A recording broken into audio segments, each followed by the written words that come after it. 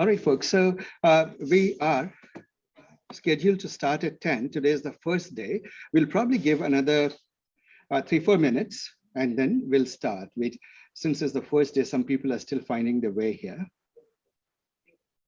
So let's give them a few minutes. Yes. So this is the workshop on, it's a comprehensive introduction to data science. That's what we are going to do. This workshop will run for 3 months. It is going to span 12 weeks. Those 12 weeks would be active sessions, labs, lectures, and quizzes, and so forth. After those 3 months, the last month, usually people extend it, they do the projects. The projects that you do in this workshop are very vital to your developing in-depth fluency in this field. And also for people with different aspirations, like founding their own company or doing, going out for interviewing and so on and so forth. Having done a project brings a huge advantage to this. Welcome, welcome. Breakfast. Yes, sir, yeah. So with all of those things, there's an extra month at the end, which is optional, in which you do the projects. We will still be helping you and guiding you. And trust me, if you get involved in this workshop, you would love doing the projects. If you do the projects, there is actually an incentive. The team that does the best project in this workshop, traditionally, we have a way to reward them and recognize their contributions to themselves. Of course, the fact that they learned and gained something from this place so well. You get 2 things. You each get the latest iWatch. Each member of the team gets the latest iWatch. And you get, obviously, a strong letter of endorsement from me, besides the certificate that you will get at the end of the workshop. So certificates, of course, we'll all get, but the winning team gets a strong endorsement from me, along with iWatches. And I just had a new iWatches come out. Right? So that should be an incentive. With those words, I will get started with with this workshop. So once again, welcome to this workshop. Are you folks able to see me? I don't know if I'm visible. Yes. Yes, you are. Yes. Okay, excellent. So what you don't see, obviously, are the participants in this class. They're about a dozen here, and many of you are in dual roles. I suppose you're dialed in remotely as well as here. We'll start. This workshop is rather fast-paced. So let me set your expectations in the beginning. We will have theory in the morning. We'll understand a concept. We will practice that concept in the afternoon. Right? So between the morning and the afternoon, you would go away feeling confident or familiar with one concept. Now, learning is always iterative. You can't learn in a linear fashion. So what it means is, once you have learned the thing and you have practiced it using a guided lab, we need to reinforce the learning. To reinforce the learning, there are 3 things in this workshop. The first is there are quizzes. Every week, there will be a quiz. That quiz, you take it on your own. When you take the quiz, it will give you, score you, and it will give you a reality check on how much you have learned. Now, these quizzes are meant to be in-depth. So they are not frivolous, small quizzes. They're pretty in-depth. So you should get some reality check from the quiz and learn a lot. A lot of people say it's good interview preparation also. The second aspect is you will do a project. The project, again, will extend what you have learned in the lab. You will do many, many projects. How many you do depends on you and your team. So for the projects, it's mostly code. You will learn to code. Those of you who don't know Python, I hope you attended yesterday's Python session. This field is not about programming. You don't write reams and reams of code. Most of the code you write are 10 lines or less. Right? It is about thinking. And so your project will also not be code heavy, but it will be thinking heavy.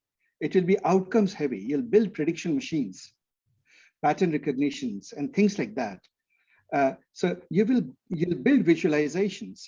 And in the project, you will get the entire experience. You will get the experience of gathering data, of processing data, of data visualization, of predictive model building. You'll build AI models, machine learning models, and you will also learn how to take those models to production. So what it means is you deploy it to the cloud, you create a microservice around it, right? So you will learn about containers, Docker and Kubernetes. You will learn to deploy it into production, and you will have the pleasure of surfacing it as a web application that people can access through their browsers or through their mobile devices. And you have a tremendous degree, amount of flexibility when it comes to the UI. You have a lot of flexibility in how you do the projects all across the board. You can do your UI in React. You can do your UI in Angular. You can do your UI in something called Streamlit, which is a dedicated UI building, rapid UI building, a framework for data science. It's actually surprisingly easy to build applications in data science using Streamlit. Right? So you will do the projects. So those are the 4 legs of our theory: labs, quizzes, projects. But there is a fifth leg. It's a sort of a peculiar 5-legged table. The 5th leg here is research paper reading. This field is advancing very fast. Right? As it advances, newer and newer things keep happening. To really be proficient in this field, it is always a good idea to be abreast of the latest developments. Now, when these developments come about, usually it takes years before they make their way properly into textbooks. For example, there is such a thing as a transformer in machine learning. These transformers came about in December 2017. It completely transformed the landscape of AI. They are everywhere now. Nonetheless, I mean, despite that, there are no good textbooks today. Textbooks which explain transformers and give you its most powerful use cases. Most of the textbooks that are there are relatively talk of the traditional stuff. So what we will do is we will do the foundation, but in order to keep abreast of the latest, we will also cover 1 research paper a week. Now, don't get scared. Research paper part, the 5th leg of this workshop, is purely optional. It's on a Sunday afternoon. You don't feel like coming to it, don't have to. And the timing may change. I might make it Saturday evening or some week evening, quite possibly. It is a 1-hour thing. The purpose is to explain to you a paper. It doesn't mean that you have to read the paper and understand all of it yourself, but it is that I'll introduce the paper, explain what the breakthrough is, give you a walk through the hard parts of the paper. And after that, you can read the paper on your own and get a sense of it. And it is purely optional. Right? In this workshop, because we are starting out, I will actually not start out with the latest paper, but I'll start out with the landmark papers, historical papers that essentially founded this field.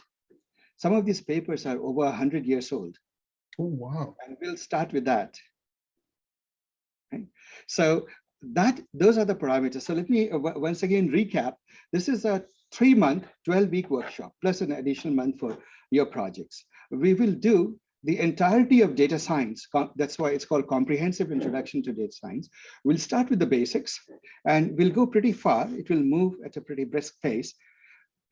Then there are 5 pillars to this project, to this workshop: theory, which we are doing now in the mornings; labs, guided labs, which we'll do in the afternoon.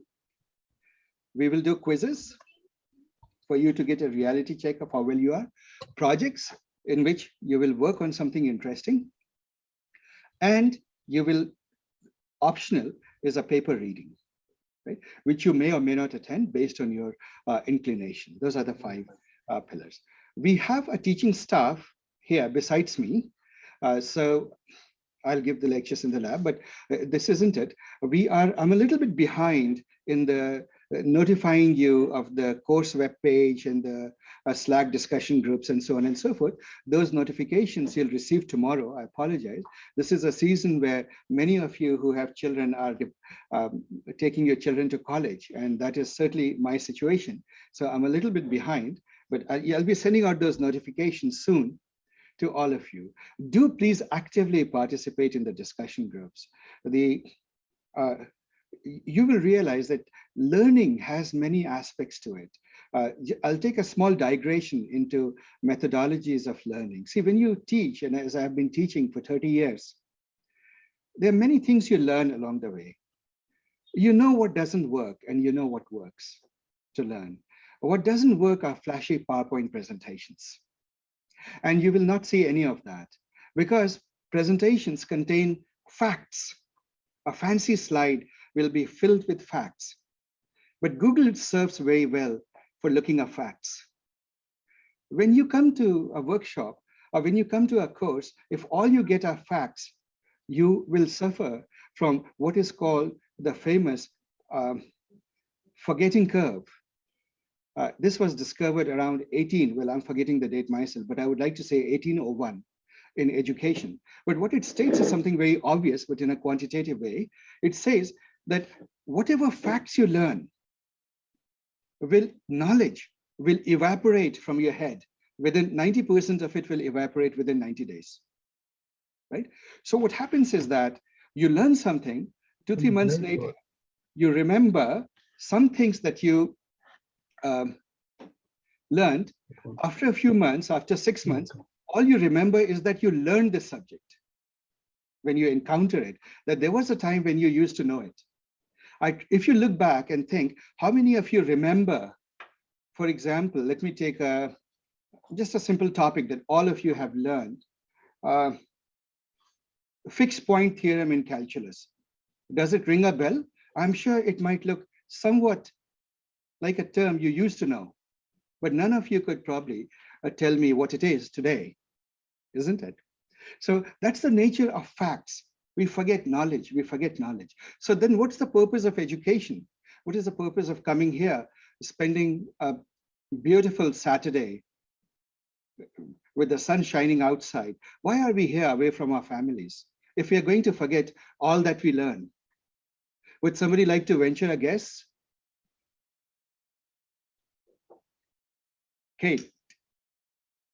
Learn how to learn and take notes and methods to help reinforce your knowledge. Yes, Kate says that you learn how to learn and how to retain things and so forth, and very close to that. See, we forget facts, but there is something that we never forget. We do not, would you like to say something? To apply those facts. To apply those facts, yes, again, an excellent point. See, we forget facts, we forget knowledge, but we don't forget understanding.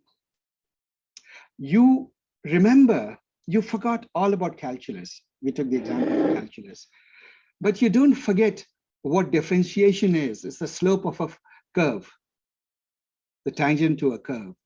You don't forget what integration is, this area under the curve. That is understanding, but you have forgotten all the formulas of integration and differentiation. So what you take back and what you retain for the rest of your life is understanding, because understanding transforms your mind forever. You're not the same person. In subtle ways, you change, your worldview changes, and you start applying that to your workplace, to your life, and everywhere around you. So what we will focus in this workshop, and this is sort of my teaching methodology part, we will focus on understanding. And I want you to raise your hands and stop or ask questions, lots of questions. But now, because we have a heterogeneous educational mode here in person as well as remote, what I would request you to do is I will talk in phases. So I have this lovely thing, which is a great educational device. Those of you who are remote, see this. This is very useful for classrooms. And I'm going to set it up to 40 minutes. When 40 minutes are up, we will take 20 minutes of questions. Is that fair? And do send your questions over to on the chat. We have TAs. In this course, I would like to introduce the TAs, teaching assistants. We have Kate here, we have Harini, and we have Kyle, who is dialed in from India. Right? So there are 3 teaching assistants that we have. There is a 4th one, Dennis Shen, who is not, or maybe is remote. So we have 4 teaching assistants. I would strongly encourage you to use the teaching assistant. So with that, I'm going to start now in the topic. Right? So this course is on data science. Let us ask ourselves, what is data science and what brings you here? We all hear the word, these interchangeable words are everywhere: machine learning, AI, data science, data mining, statistics. And these are sort of words that seem to have different degrees of overlap. What do these mean? What are they all referring to? Some people make very fine distinctions between these words. Some people say they are the same thing, right? There used to be a joke at Stanford University that machine learning is nothing but statistics wearing a marketing hat, right? Of course, that statement was made by a professor in the Department of Statistics. Right? So he made a lovely cartoon that showed if you have a conference in statistics, the budget would be like $10,000, $20,000. If you have a conference in machine learning, the budget would be a few $100,000, and so on and so forth. And so there is some element of truth to that, but only some element of truth. Machine learning has other aspects. It has a different history. So what I'm going to do today is going to take data science and sort of break it apart into its constituent parts. And we will cover the basics of all of those parts today in the first 40 minutes. We'll know what they are. Right? The word data science stands for the two words there. This word is a very recent coinage, I believe 2012 or 2014. People started using the word data science for this collective set of activities which incorporates machine learning or AI, which incorporates statistics, which incorporates data visualization, but it also incorporates essential data manipulation, right? And data engineering. It incorporates these days SQL. So these days, when you go and apply for a job in data science, you're also supposed to know SQL, right? Especially if you're applying, let's say, to Facebook and so forth. So there's a breadth of topics that are now brought under the umbrella of data science. The word data, what is data? I mean, we all know what data is. We see it on our screens. But if I were to ask you, what is data? And it's singular, datum. One way to think about it is one atomic unit of fact, an atomic unit of observation, a measurable, right? And that is something very important. The second word is science, and science only deals with what is measurable. Are we together? Now, what happens is when we are in this field of science, let us say, one of the questions is, what is science itself? Science is about, and that is where a lot of people have pointed out that what data science is doing is what scientists have done for hundreds of years, right? And so why this new name, data science? Why this buzzword? And there's a lot of truth to that, because all scientists go through the following process, the so-called the scientific method. They observe. You observe certain phenomena, and then you take measurements. You measure. The measurement produces data. Then you build a hypothesis on the data. You ask this question, what is the force that produced this data? What is the dynamics that produce this data? Are we together? And then you create a hypothesis, some sort of an equation, some sort of a generative force description. And then you validate, you make predictions, and you see whether that is true or not, right? So example is, well, the classic example in science that everybody gives, apparently an apple fell onto Newton's head, right? I'm told that that's not strictly historically true, but it makes for a great story, and it knocked some sense into him, perhaps, right? He's supposed to have discovered gravity. Well, that's a caricature, but whatever it is, he did see apples falling, and then he looked at the moon going around the earth, and he made a tremendous leap, intellectual leap, and he asked, could both of these be because of the same reason, right? Is there a common force that's making the moon go around the earth, that's causing the apples to fall and for things to fall. And so he discovered a gravitation. Now, let us frame it in the data science language or the science language. What is it? He observed certain things, right? Then from the things, he sort of deduced that there is a common force, but then he had to quantify it into a model, into an equation. So what would he start doing? He would start taking measurements, right? And based on the measurements, then he would write down an equation, which would be, up to a proportionality constant, mass of the object. Like if the Earth is one giant big object, then the force of attraction that any other object feels towards the Earth is proportional to the mass of the object and inversely proportional to the square of the distance away from the Earth, right? Center of the Earth. So you come to that how? You need data, because now you're getting very quantitative, very precise in your hypothesis. It's not a hand-waving hypothesis anymore. And that is the scientific journey. The moment you write an equation is falsifiable, right?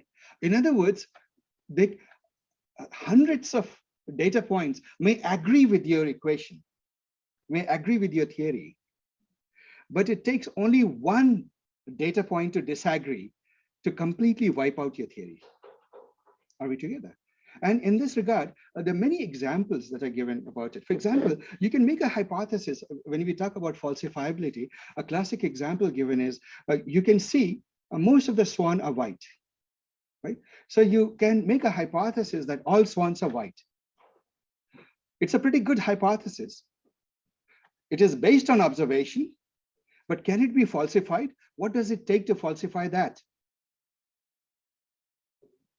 One black swan, right?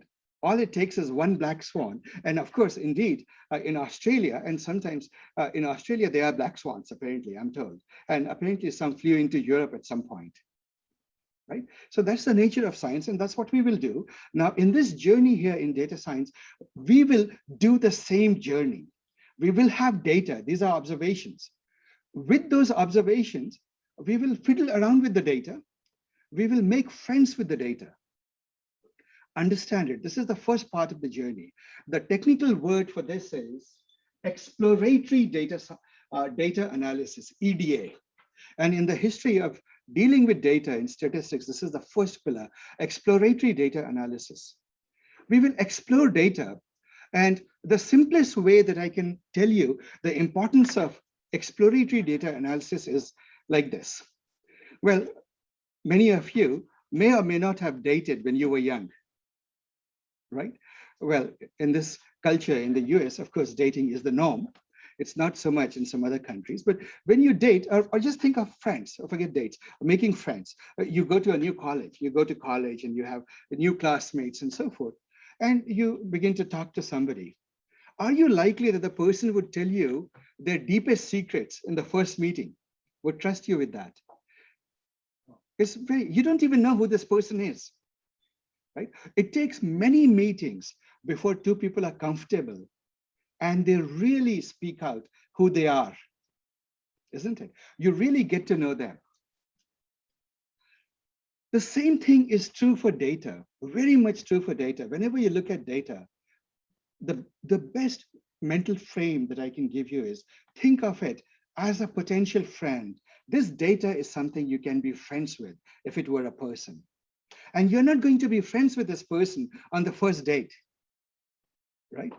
It will take many meetings. I am told, somebody told me, I don't know how true it is, that it takes something like 20, 30 hours of knowing a person, two people, before they really get an understanding of who they are, right? The same is true for data. You will find that you really need to spend quite some time with this data before this data becomes your friend and begins to reveal its secrets. And thus the importance of exploratory data analysis. I must say, from experience, a fact, when I interview people, and in my day job, I'm in a position where typically when I interview, they have been through 3-4 rounds of interviews, and they come to me. Often I ask them questions which are very basic in the data itself. Exploratory data analysis. And I get people with 5-6 years, data scientists with 5-6 years experience leading teams who absolutely founder at just describing to me what this data is over which they claim to have done an analysis, which is a very sorry state. Why? Because it's not supposed to be, in quotes, sexy, right? The whole industry is in pursuit with the hot, the shiny ball syndrome. What is the latest algorithm?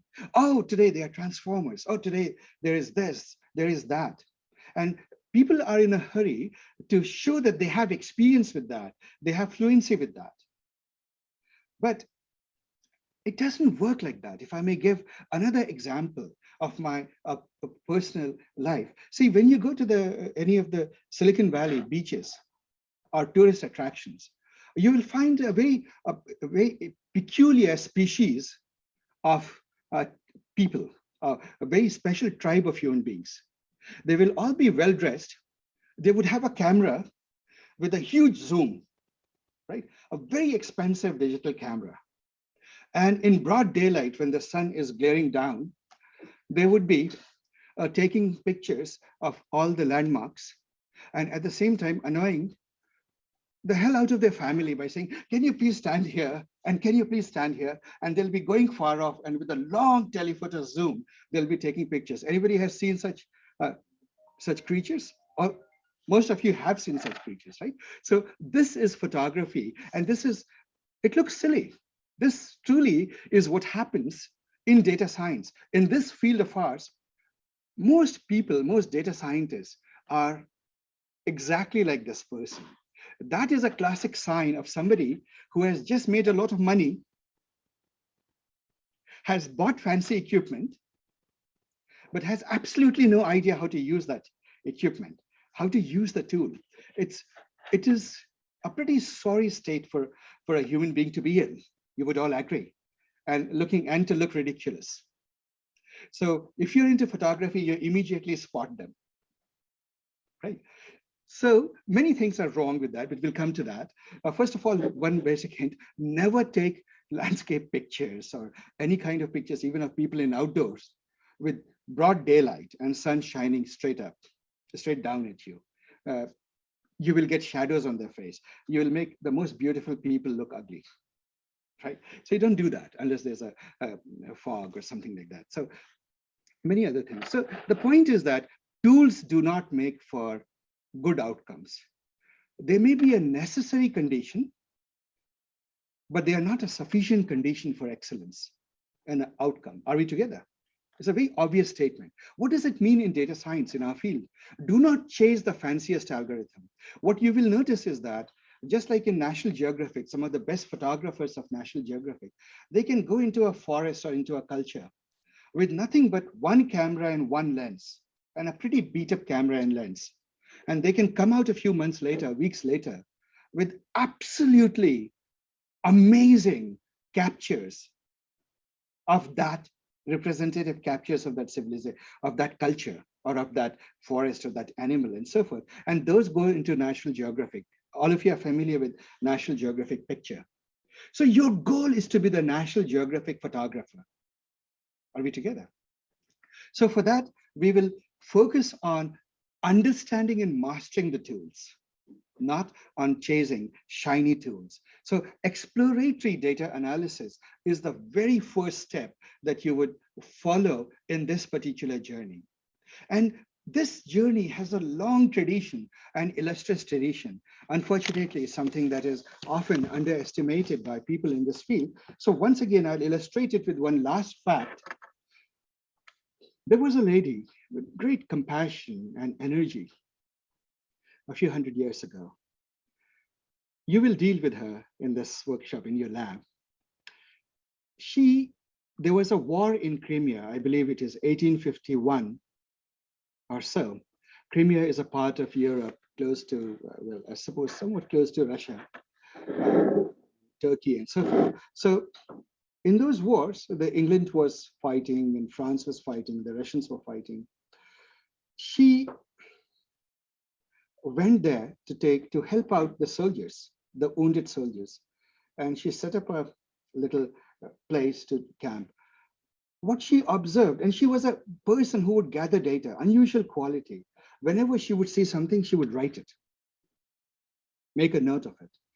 She used to keep diaries, and she was truly an inspired person. She noticed something quite remarkable. When she gathered data, she found that in a battlefield, the least likely cause of death is, guess, the least likely cause of death is actually a bullet or a battle wound. Like, just being killed by a bullet or by a knife or something like that on the spot. It is the least likely cause of death. The leading cause of death in battlefields is that you will get injured, like Harini said, you'll get injured, you will recuperate in so-called recovery wards or hospitals, and you will die of infection, right? By far. And we will do in the labs at some point, I will show. In fact, if you are on the computer, I invite you to Google up this lady's name. Anybody can guess, not the people who have attended the class before, but anybody can guess, what is the name of this lady? It is Florence Nightingale. And with one data, which had barely 23 rows or something like that, with one little table of data and one data visualization, she transformed the world. She founded the practice, the field of nursing. Today, we say that nursing started with her because she showed how important it is to maintain hygienic, sanitary hospitals, where if infection is your biggest enemy, you want to fight infections. You want to keep extremely clean, sterile environments. And the moment she did that, well, it got complicated, actually. The hospital that she built, unfortunately, was under a drain. So it was a minor misfortune, but her concept was right. That thing led to saving of countless lives, right? And of course, it founded the entire field of nursing. That should show to you the importance of exploratory data analysis. Sometimes a lot can be said by looking at the data and just visualizing it. Right? Because of all the AI engines, of all the machine learning systems, there is nothing so elegant, so powerful as the human eye and the human mind. So in machine learning, in this field, we talk about how long it takes, how much data did you train AI with. The more data you train it with, the better it's supposed to get. That's sort of the narrative, and we'll review the narrative again. But so you see all these cars taking data, driving around, and trying to drive themselves and take pictures and so forth. Learn from that. So you see AI is learning in action all around you. If you think about the human mind, if you think about the human eye, you will realize that tadpoles and little fishies in the ocean have eyes. To the best of our understanding, the human eye, the eyes have gone through at least 100 million years of training, of learning. Think about it for a moment. It completely dwarfs any kind of data gathering that we humans can do, even big data that we can use to learn anything, isn't it? Or train any AI machine. The most powerful AI machine is literally right here, the eyes, because in the blink of an eye, it knows. That's why we say in the blink of an eye, it immediately understands what is there. And thus the importance of data visualization, which is a core pillar of exploratory data analysis. And we will focus a lot on data visualizations. Visualization is where math meets art, right? You can say, when people say a picture is worth 1,000 words, you will create those beautiful visualizations that will say all that needs to be said from the data. So data visualization is important, and it's an important part of our journey. As we do it, we will continue to master that. So the next thing is, what are the other things we can do to make friends with the data? There is this entire field of statistics. Statistics is looking at data and describing it somehow, extracting certain quantitative measures from it. The word statistics is the plural, notice the S at the end, is a plural of the word statistic. So what is a statistic? So when you look at data, it has lots and lots of items. Let's say you have 1 million rows of data. And I ask you, describe to me this data. You would be like, how do I describe something so complex? So the first baby steps you can take, you can say, all right, let me give you the descriptive statistics. The average value is this, right?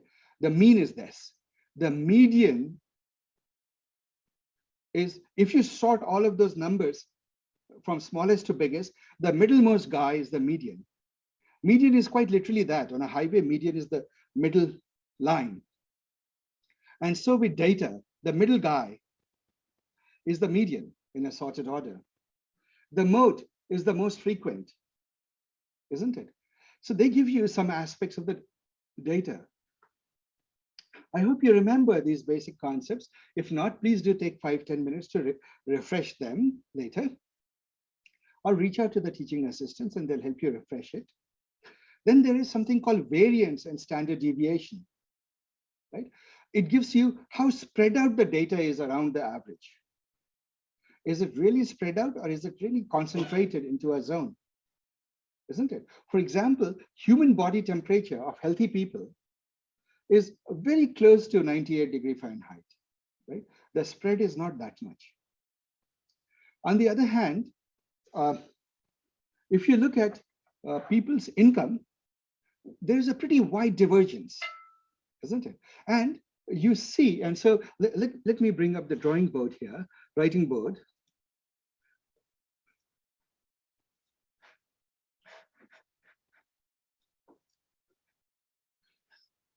Let's draw some data and try to get a sense of it. Suppose you have data.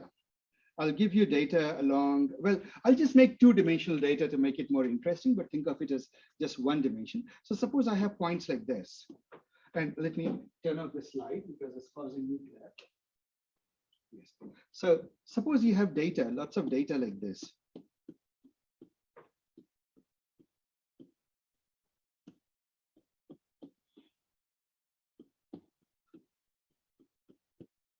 Look at this axis.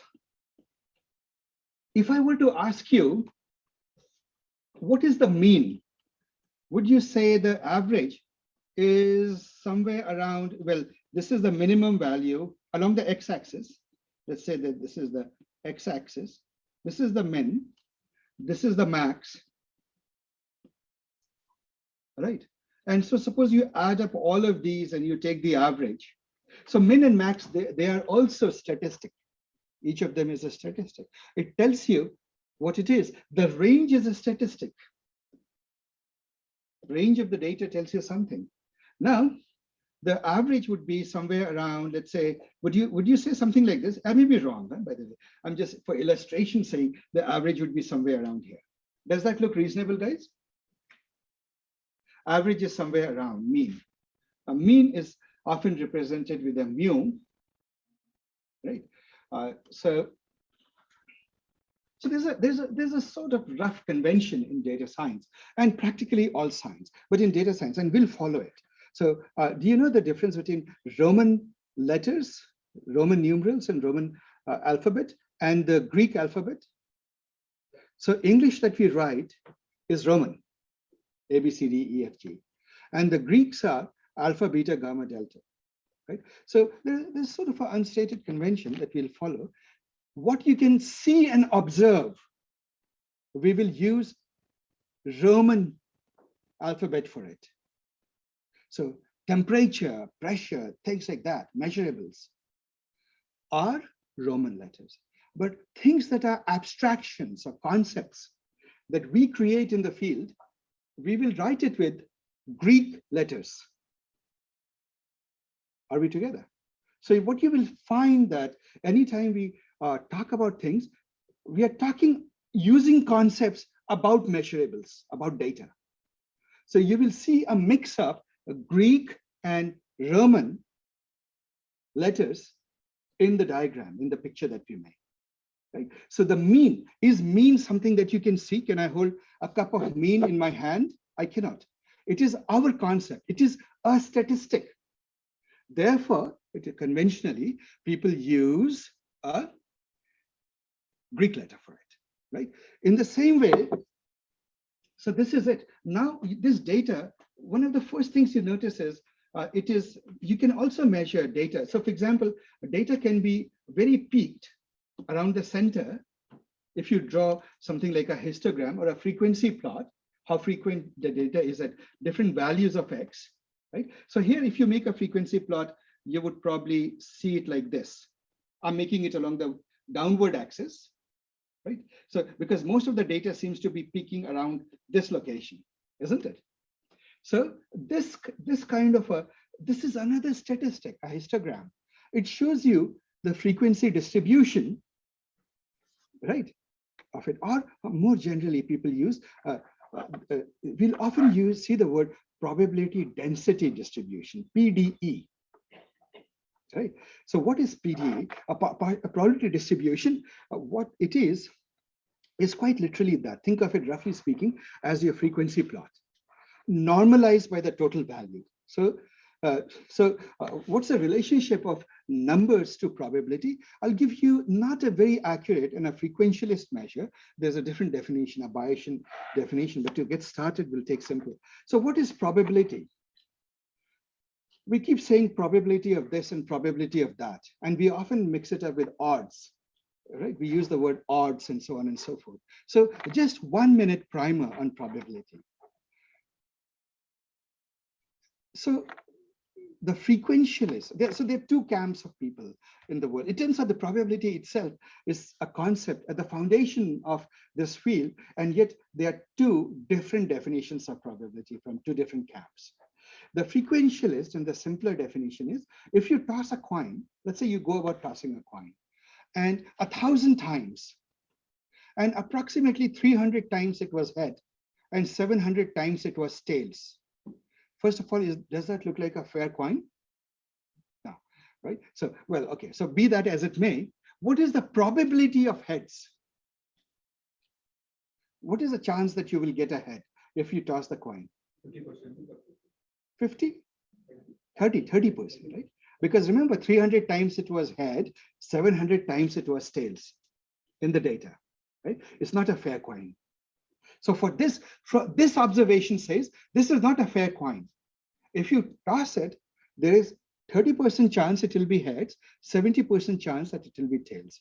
So now that chance is your probability. But how did you come up with that probability? You came to it by saying, by counting how many times you threw it sufficiently many times, right? The word that people use in this field is, you did a long running experiment, tossed it enough number of times such that the proportion of heads and the proportion of tails began to stabilize. It won't do if you toss it only 3 times, because all 3 may be heads, even though head is less likely. But if you do 1,000 times, it's very, very unlikely that you will get 1,000 heads. Possible, it's still possible. Right? And that, by the way, brings about the distinction between the possible and the probable. In colloquial language, whenever you want to prove a point, you can always, and you know that you're wrong, one easy way is always argue from the possible. And if you're smart and want to counter others' argument, always argue from the probable. Right? Probable is fact. Possible is just intellectual fiction. Right? For example, is it possible that this room is actually filled with 40 people, half of whom you don't see because of some optical illusion? You can't disprove that. You can't disprove that. And Occam's razor says the burden is on you you made that extraordinary statement, you disprove it. But if you ask, how probable is it that it's true? You would all agree it's not probable. But if you want to just argue for the absurd, you can always argue from the possible. Are we together? Right? So That's a distinction between probable and possible. So probability is proportion in the frequentialist term. That is the frequentialist probability definition. Very, very useful. So when you, for example, here, when you take a certain value, what is the value most likely to be? This, right? It's peaking here. It's peaking at this value, right? This value of X is most likely to be true, right? If you take a random point, where is it most likely to be? Somewhere here, isn't it? Around this place. Where is it least likely to be? Somewhere here. Would you agree that this place, let me call this A and this B. If you just randomly took a point and you don't know which point it is, where would you hazard again? Where would you place your bet? Suppose you had to bet $10. Where would you bet? Is it near to A or near to B? A, because B is rather lonely. I mean, points around there are rather few and far between. It's a sparse region, whereas around A, it's a dense region. So that is the concept of probability derived from frequency of occurrences, right? When you have sufficiently many data, right? Or long running. The problem with this probability definition, can there be a problem with this definition? There is a problem with this definition, which is subtle, but it's the heart of, amongst other things, global warming and whether global warming is taking place or not. So there are people, there are various theories. Some people deny that there is global warming at all. Some people say, well, global warming is there, but we didn't cause it. It's the natural cycle of the earth. And some people believe that global warming is very much there and you and I are the culprit, right? So there are three schools of thoughts. If you, most of the scientific people are people who tend to belong to the third camp. They believe that there is global warming, there is data showing it, and we are the culprit, right? For a variety of reasons. But the people who belong to the other camp, they have an interesting argument, and they certainly should take data science courses, right? Their argument is, where is the evidence that human beings cause global warming? What is when you say the probability is very high that will destroy the earth with global warming, let us say, where is the evidence? Because why? Probability in their mind is a frequentialist definition. So what they are saying is that, let's do a long running experiment. Let's take the earth, populate it with people, let them be irresponsible, and then do this experiment 1,000 times. See, did the earth get screwed? Oh, yes, oh shucks. Then do it again. Again, it got screwed, oh shucks. And then, well, maybe this time something happened. You keep on doing it, and then in 1,000 runs, see how many times Earth got screwed. That will give you the real probability of us destroying the Earth with global warming, right? And that is the central argument that if you really boil it down to its essence, one of the arguments that they make is something like this. Where is the evidence? Probability needs lots of data to make it. So therefore comes the other definition of probability. You would all agree that the frequentialist definition is not enough because that doesn't address the situation. We don't get to screw up the earth 1,000 times or not screw it up. We don't know what will happen, right? If we continue to behave the way we are behaving, nobody really knows what will happen. But life is not about certainties. It's about probabilities, degrees of belief. How strongly do we believe that it is gravitation that's taking the moon around the earth and not some angels pushing it around the earth? The medieval belief was it was the angels who are pushing the moon around the earth, right? And Newtonian gravity says it is, well, the gravitation taking it around. We all tend to favor, the modern man tends to favor the gravitational theory because of its predictive power and so on and so forth. And the fact that nobody seems to have seen those angels, isn't it? So in the same strain, when you talk about probability, you often talk about degrees of belief or degrees of uncertainty. In the absence of any data, let's say the earth was just fine and the industrial revolution had not happened. There was no basis to say that if people burnt a lot of coal, for example, global warming would take place. There was no data. Right? At the time, you could make both hypotheses. You could make a hypothesis that you can burn all the coal you want because people were burning small amounts of coal to heat up their homes and cook their food. Or you could It could destroy the Earth, it may not destroy the Earth. So there are two different hypotheses. But gradually, as the years passed, and we start seeing the effects of it, we started seeing entire ecosystems getting destroyed, thousands of species of animals vanishing, literally us seeing the temperature around us becoming erratic, weather becoming erratic. What does it do? What does all this data do? It makes you believe that very, very likely we are destroying the world. Are we together? But it remains a matter of degrees. And one of the peculiar facts of science is, in science, no theory, no hypothesis can ever be proved. Science is a body of falsifiable theories. In other words, a theory can be falsified, never proven. Nothing can prove that Newton is right. In fact, we know Newton is not right. Einstein corrects upon Newtonian gravity. Is Einstein right? Well, it so happens we know Einstein too is wrong. We know it for a fact. We just don't know what to replace his theory with. Because, and for all practical purposes, it is so uncannily accurate. Einstein's theory. We have not found a single data point to disprove it. All we know is it doesn't agree with the other theory, quantum mechanics, right? Which also is uncannily accurate, but the two just somehow don't seem to come together anymore, right? So that's sort of a problem. And so we will take that approach, guys. We are reaching the end of our time. So let me recapitulate. We talked about exploratory data analysis so far. We talked about probability. We talked about statistics.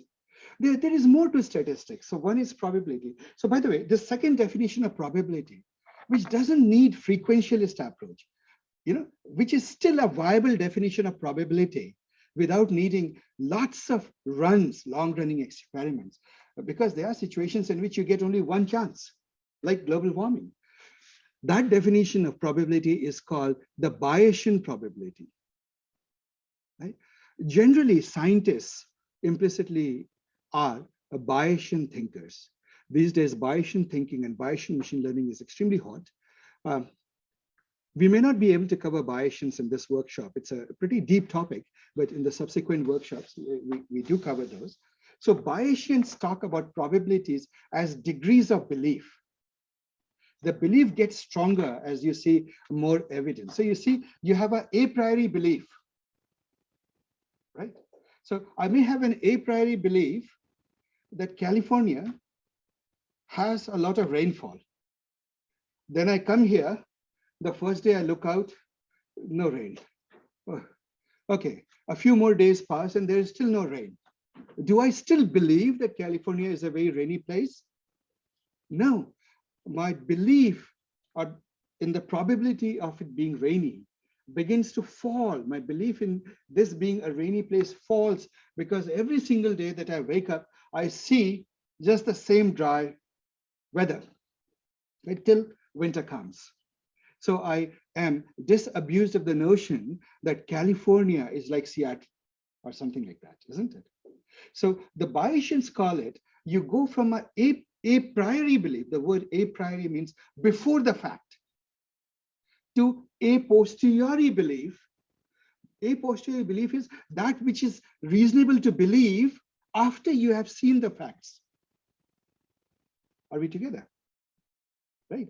So after you have seen the facts, your belief now has changed. You say it's a dry place.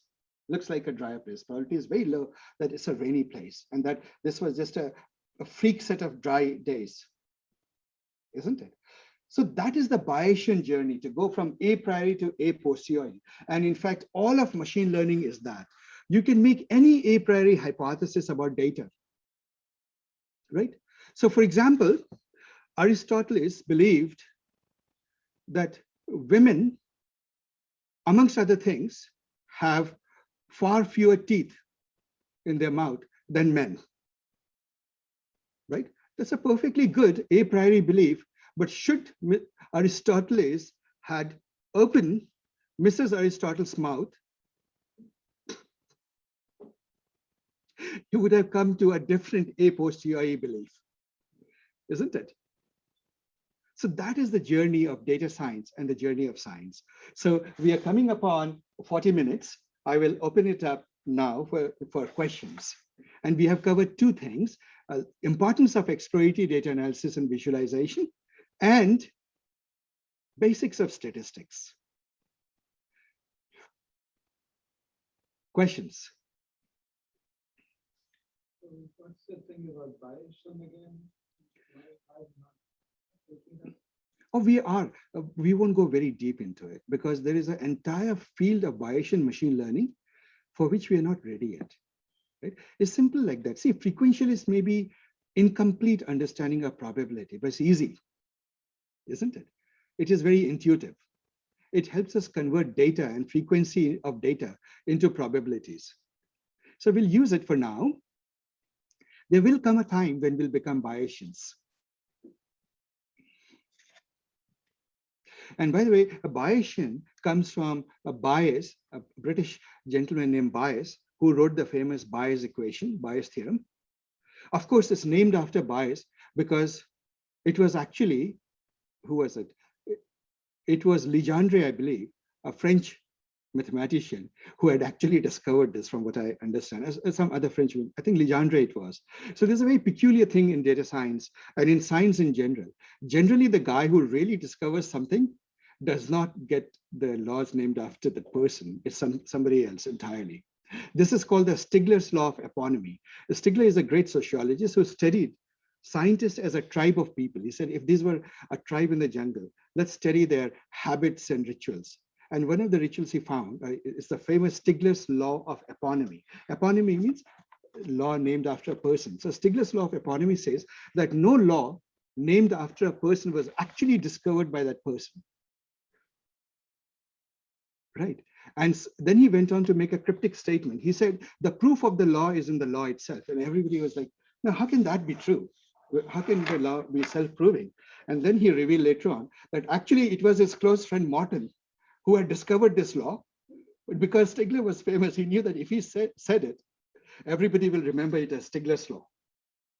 So that's the Stigler's law. Of course, his friend Morton was completely in cahoots with him in creating this law. It was a joke with them. But so it's sort of the history of this field, guys. Yes, go ahead, Prashant. Question is for exploratory data analysis, what we do. Other than the data, what are the other important parameters or variables for data analysis? See, a very good question. See, when you look at data, there is an entire Asif, excuse me, can you repeat the question for us, please? Oh, yes, thank you for reminding me of that. What Prashant is asking is, when you get data in exploratory data analysis, what are the things that you can do to understand the data?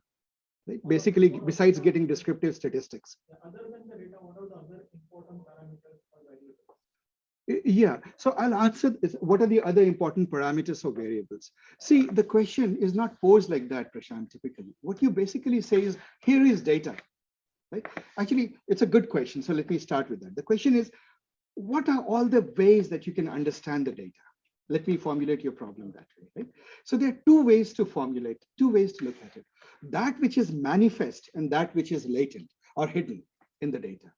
What is manifest? So let me take an example. You have Amazon or some e-commerce site, Walmart. Lots of people are coming and buying things, right? The manifest data is that this guy had this shopping cart and he bought these items. These are the orders and order entries. These products are selling. That, to see the data, first of all, you have the record in the databases, right? Next, you can do statistics on that. You can do what are the top selling items, what is the average sale price of a shopping cart and so forth. So we can do descriptive statistics, mean, median, mode, histogram. And by the way, standard deviations, and we didn't talk about it, that's what I was coming to. The spread of the data is called standard deviation or variance. And then the higher, well, it gets more esoteric, but the higher moments people talk about. It turns out that mean and variance are the first and the second mode of something called the moments mathematicians use the word, there is skew and kurtosis, right? Those are, and I'll explain what skew is in a moment, skew and kurtosis. But the point is that you can have a lot of descriptions, but they all manifest.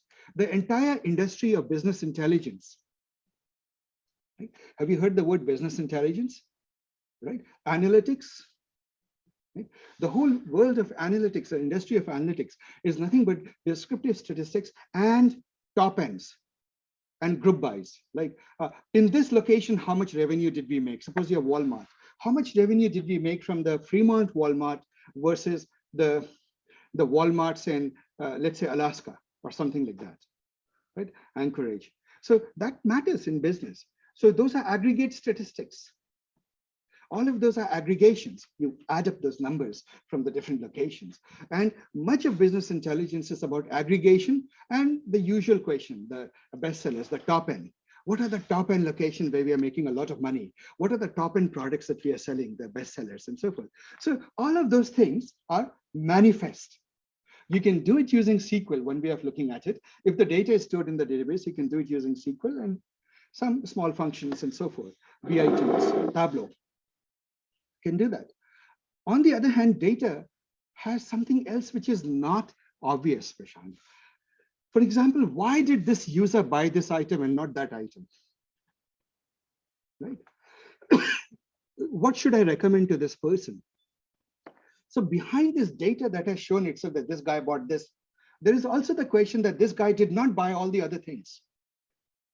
Behind that, there is two different driving forces. What the item is really about, and what are the tastes of this particular user, needs and tastes of this user, right?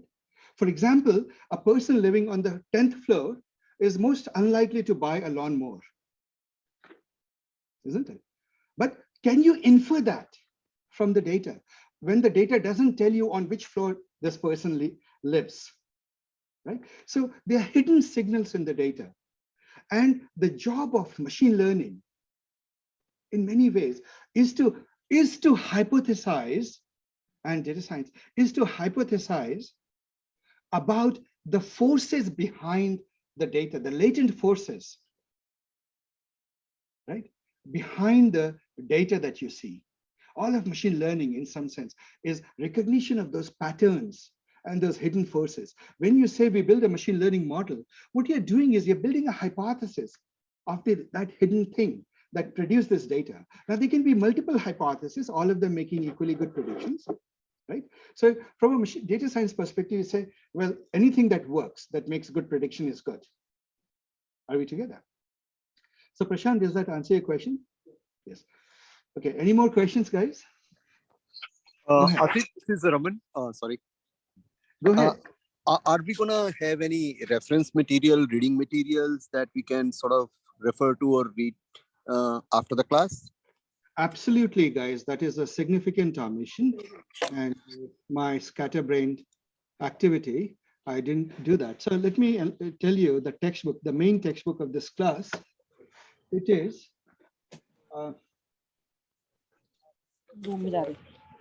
Are we seeing the screen? It is a website called statlearning.com. In statlearning.com, there is a book, Introduction to Statistical Learning.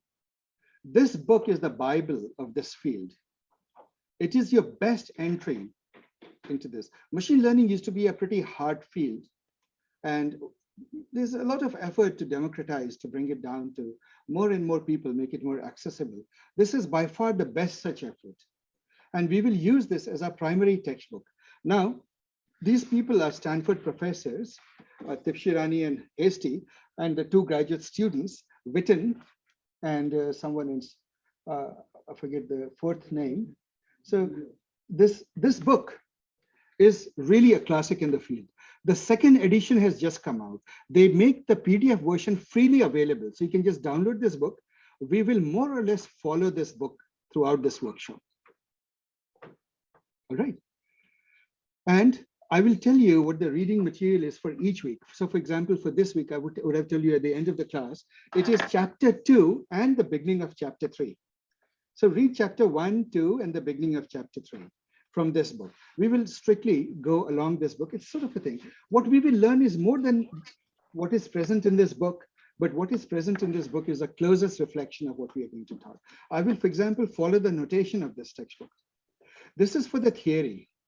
For the lab, there are a couple of lab practical textbooks. One of them is Pandas for Everyone, right? And there's a site, and there's another book. So please excuse me, there's supposed to be a website for the course portal. I haven't released it, but on the course portal, you'll find all of this information. Unfortunately, I should have had it ready by today, but I'll have it ready tonight. And you should see it by tomorrow morning, a whole course portal with all these resources and material. Thank you. Premjit.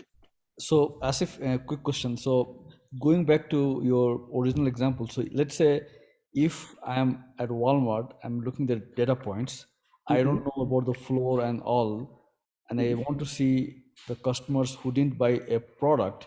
So how I will make the call, and I don't have, so we make assumptions or hypothesis, and then we try to Predict. see it proves with the data point that we have, or we have a different approach. That is right. So Sanjeev, what we do is we take the data, we hide some data under the pillow, right? And then we give them algorithm only some data to make a hypothesis. It builds a hypothesis. Now we test it out. Is that hypothesis actually working? By pulling out the data that we hid under the pillow, the test data, and feeding it to the hypothesis, seeing what does the hypothesis or the model predict and what was the real value. And by comparing the two, we come to the conclusion of whether this model is making good predictions. Are we together? Yes, thank you. What is it? Sanjeev, you're waiting for some time. Yeah, so I had a question about data and how data collection is actually valuable to us. For example, you gave us an example of like tossing the coin 70% of the time and 30% of the time. If we're giving that data, we would conclude that 70% is heads. So how do we know that the data that we're getting is actually useful and true to what we're trying to solve? That is a very good question. So let me repeat the question he asked. He said that suppose you toss the coin many, many times and the data that you got, somebody gave you the data. In that data, it turns out that 70% of the times it tails approximately, and 30% of the times it's heads. How do you know that you can trust the data? And that is a question of bias in the data, right? It is a fundamental pathology in the field. See, math can work with the data, but if the data itself is biased, you are fundamentally screwed. So for example, if I want to prove that let's take something completely absurd, right? That people who are teenagers, they are always on drugs. Pretty obnoxious hypothesis, right? What do I need to do? I just need to visit specific neighborhoods and then sample into the teenagers there and do their blood test. And then I'll have data that shows, I said, I looked at the sampling of data. What is wrong with that sampling of data? It is not representative of the population. It's a fundamental problem. Your sample must truly represent the population, right? If it doesn't represent the population, then it's wrong. So how do you remove bias in the data? It's hard, but some of the common sense ways is never trust one sample. Gather many samples, right? And train the model on all the samples and make sure if your thing changes. So go to lots of random samples, because any small sample will have bias. Even however diligent you have, if you have sufficiently small amount of data, you will have some peculiarities in the data. So let's say that you have a lot of patients, and this happens in the medical field all the time. Most of the medical research is done with a small number of data points, a few patients. Most researchers will publish, oh, I had 7 patients, and this is something that I observed. Most of the time that research is not reproducible for a very simple reason. That thing was just accidentally true for those 7 people. Are we true? Are we getting the point? And so, I mean, it's not that the researcher doesn't know. He's just saying, I happen to observe this. It may or may not be true in the larger population. But as a conscientious scientist, you need to say that because your sample size is too small, right? So you need sufficiently large sample size, and still it's not possible to remove it. So here is a classic story that is true. It turns out that Amazon came out with a facial recognition system, the Recognitor or something it was called. It was supposed to be used by law enforcement. And in fact, some law enforcement was already using it or something. And Amazon was thinking of it to be a very successful product. It could look at a picture and tell who it is and so on and so forth and what type it is. Some people, I think some professors or some people did a very simple experiment. They knew there's bias in the data, so they did this experiment. They took, in the US Congress, they took the Black Caucus, all the Black congressmen and senators, and they put that picture to this AI machine and said, who is this? And in every single case, the members of the Black Caucus were recognized as rapists, serial killers, and so on and so forth. The Black Caucus was not amused, as you can imagine, right? Now the whole question is, obviously, Amazon did not consciously inject the bias, or they did not know that there is bias in the data. So how did this fiasco happen? This fiasco happened because look at the Amazon campus and look at software engineering. Look at this class. How many people here are African-American? Zero. The campuses of tech companies is populated by people who are predominantly Caucasians, Southeast Asians, and Asians, isn't it? Whether we like it or not, it's a fact. So when they are creating this software and people are told to gather data, guess what data they are doing? The easiest data set is, oh, employee database, right? Go get the employee database and let's start training it on that. And so when you do that, and then you get data from here and there. And when you want to get data from the African-American pool, I suspect, I don't know if this is really true, one of the easily accessible people is you go to the present system and say, can I have your database? Right, or something like that. I don't know what really happened. Who knows what happened? Obviously, we shouldn't say something negative without knowing the whole fact. But the fact that we know is that system was deeply flawed. And it is that started a whole movement called explainable AI. In fact, in this workshop, one of the key topics you'll learn is explainable AI. We cannot trust that the AI is making correct predictions. It can actually destroy society. It can destroy our civil liberties. It is doing that. Not that it can, it is actually doing that. You can go to some other countries which are essentially become police states because of AI and the huge amount of facial recognition, and see how it is tearing apart the entire fabric of society. And that is the danger of indiscriminate use of AI, right? So anyway, that's about bias in data. It's very subtle and it's hard to tell. I'll end with a final example about a bias in the data. This story must be, it is hard to believe that it's true, but it is told so many times in the field because it has something worthwhile to teach. So apparently the military, when you go into a theater of war, you don't want to hit civilians. The first rule of the military is never kill civilians, right? It's a basic tenet. Ethically, it's wrong. And of course, it's bad PR, right? You only hit enemy combatants. Now they were supposed to find out using AI. They came to a Silicon Valley startup and said, can you tell us by looking at the picture of a vehicle, whether it's a military vehicle or a civilian vehicle, right? They said, well, that's very easy. Military vehicles look like Humvees, right? And tanks and whatnot, and civilian vehicles look like Prius or something like that. And the two are vastly different looking. We will train a completely nice AI in no time. And so all that we need is lots of pictures of civilian vehicles and lots of pictures of military vehicles.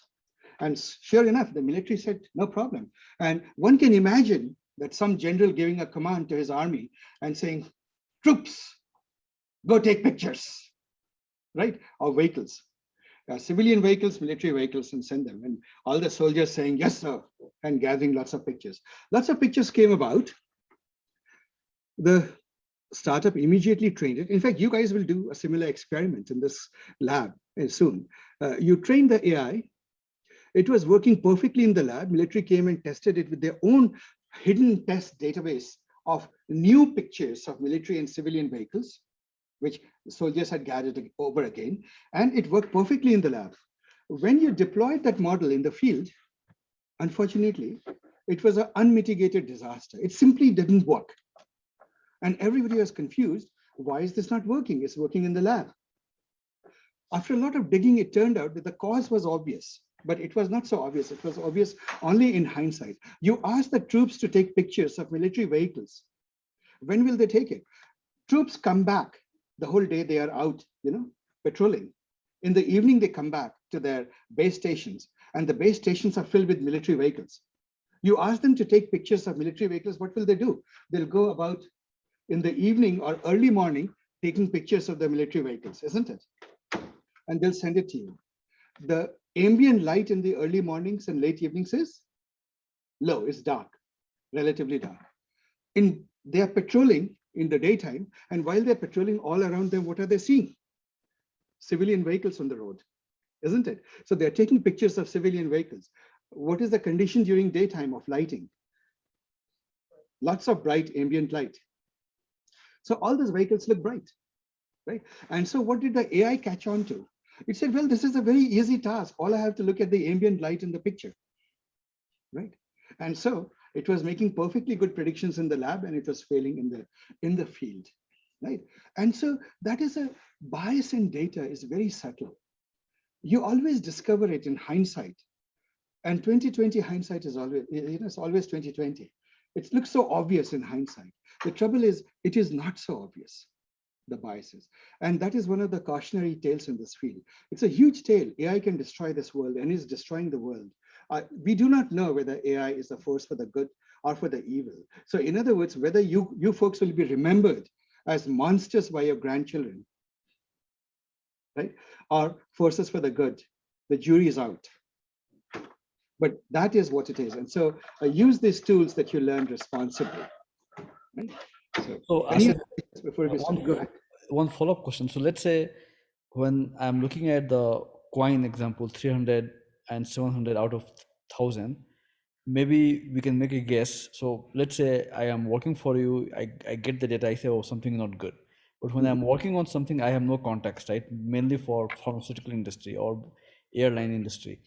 Then how do we infer that the sample which we have or data we have is not sufficient and we need to do more work, right? So See, even before we conclude, right, somehow I need to make a decision based on some certain confidence. But if even before I do, I need to know that data looks good.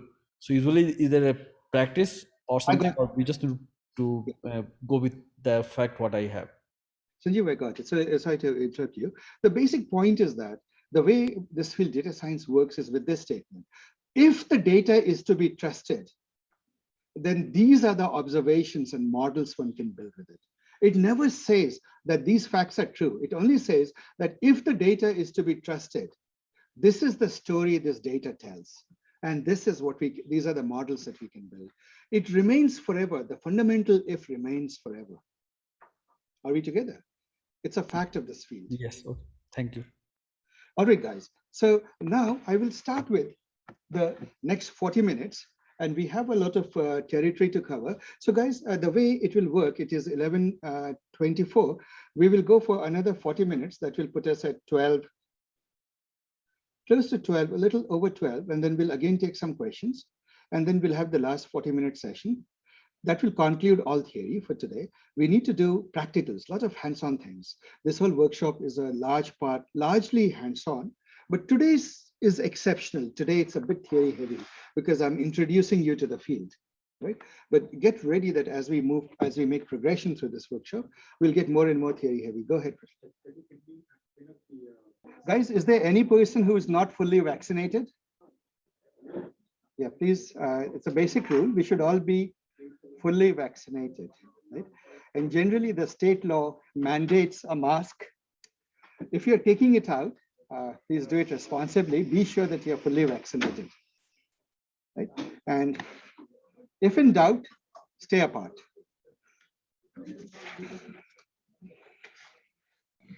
All right, folks. So the first part, we talked about exploratory data analysis, data visualization, right? And about data and the biases in the data and the risks in trusting any data too much, right? Especially small samples of data. Right? So that's an important lesson. Now what we are going to do is I'm going to talk about go deeper into statistics and bring about some core concepts. I will talk about something called kurtosis, skew, and variance, these three things. We'll talk about covariance and correlation, sequence, and causation. So these are the concepts that we will learn in the next 40 minutes. And then we'll take questions on that. Then we'll take a lunch break after that, and then we'll continue. So see, when you have data, like you see the data on my screen, data could be, let's say, good data could be distributed uniformly. You know, most of the data is uniformly distributed. This is the most common curve that you see in nature. We all call it the bell curve. People call it the Gaussian, and so forth, right? This means most of the data is around the center, right? This was discovered by a person named Gauss. Gauss, a great mathematician who is, and deservingly, called the Prince of Mathematics. As we do machine learning, you will find that Gauss dominates machine learning. Okay? He has a lot of contribution, or his work, Gaussian distributions, Gaussian functions, etc., are all over the place. And in fact, the first model that we'll learn about comes from him. Some of the core concepts come from him, right? So, but we'll come to the machine learning part later in a moment. This is it, data that is balanced. One example of this data is, suppose I were to give you a thermometer and I were to ask you, what is the temperature in the room? And each one of you, I gave you a thermometer. Each of you would report a temperature in the room, let's say up to 2 decimal places. And you would come up with 69, 70, something or in between with different degrees. What you will notice is that all the values, when you plot them, they are centered around some mean value. Mean. This is the mean of those values, temperature values that you'll come up with. Would you all agree that if the true temperature is this mean, some instruments will underreport it, some will overreport it, right? But in general, errors would be symmetric, generally. Are we together? Generally, you would expect that errors, instrumentation or measurement errors are symmetric. And most of the values are peaked around the real value, the mean value, which may be, let's say, 69 degrees temperature, Fahrenheit. In this. Common sense so far? Actually, this is very interesting because this is literally the origin of the bell curve. There was a question posed, what is the distribution of errors in measurement? So people came up with all sorts of hypotheses. One person put it like this. They said that the errors are like that, linearly increases towards the true value and linearly decreases as you fade away from the true value. Another person, which was Laplace, I believe, he came up with this. The trouble with this function is, this is also pretty close to truth, you know, very, very high around the center, but not so much. The reason people stuck their nose up, mathematicians tend to be finicky. They just stuck their nose up and said, not this. Why? Because look at the peak at the top. It's pointy. Generally, mathematicians don't like pointy things. Well, more formally, they don't like non-differentiable functions. They only like smooth curves, right? So that it wasn't. And then came Gauss, and he came up with this bell curve. It has all the properties. It is symmetric. It is bell curve. And actually, you can mathematically prove, and that was his classic proof, that errors have this distribution. And thus came the bell curve. Bell curve's main quality is it's symmetric. Now, let us take something else. Now, typically, bell curve has one quality. It can go to the minus infinity and plus infinity, though it doesn't really go there. Like people's heights, for example, they tend to look like a bell curve, but they're not, nobody is negative height and nobody is infinitely tall, right? So that sort of thing. It's concentrated. Now, in a bell curve, the most important thing is this the bell curve, or is this the bell curve, or is, these are all bell curves. Do you see that? Having the same mean. What do they differ? The white, the green, and the pink bell curves, how do they differ? Variance is more or less, right? The error is more. That is true. If you look at the plumpness, right? The red bell curve looks a little bit like me, spread out, right? And the green bell curve is narrower, much less spread out, isn't it? So what you say is that the data, because this is the frequency plot in some sense, or the probability plot of data, what you say is that the red bell curve talks about data that's spread much further out. There's a big variance in the data. The green one is more tightly knotted data. If you were looking at measurement equipment, would you buy the red thermometer, the white thermometer, or the green thermometer? Green. It seems to be far more precise and peaked in measuring temperature, isn't it? So that is it. So another statistic that we discovered, therefore, this is called this width. Right? This width is important, and it is quantified by a variable called variance. Variance. How do you compute variance? You take a value, for example, this point. Let me take this point in a different color. This point here, a point here. Let me call this value X. So let's think about it. How far it is, what you're trying to quantify is how far it is from the mean, right? From the expected value. So you say X minus mu is a measure, but then it could be in the positive and negative direction. So typically what you do is, if I square it, what happens now? It's a positive number. And generally squaring is a better idea for a whole variety of reasons, which you won't go into, which is the whole work of Gauss. Now, what is this? So every data point, what you do is, now I'll do something funny. I'll put a subscript to it. So any data point, this is X1, this is X2, and in the arbitrary case, it is Xi. I, the subscript, means any data point. Let a data point be I. Its location is Xi minus mu. So now if you ask, well, what is this fatness? One of the ways that you can do is, you can add up all of this, X1 minus mu squared plus X2 minus mu squared plus X3, let's say X3 minus mu squared, all the way till Xn minus mu squared. Well, that adds up. There's a problem though. The more data point I add, the more this total keeps on increasing. But our variance is not, because variance is, the spread is not dependent on how many data points you're looking at. So what we need to do is, we need to divide it by what?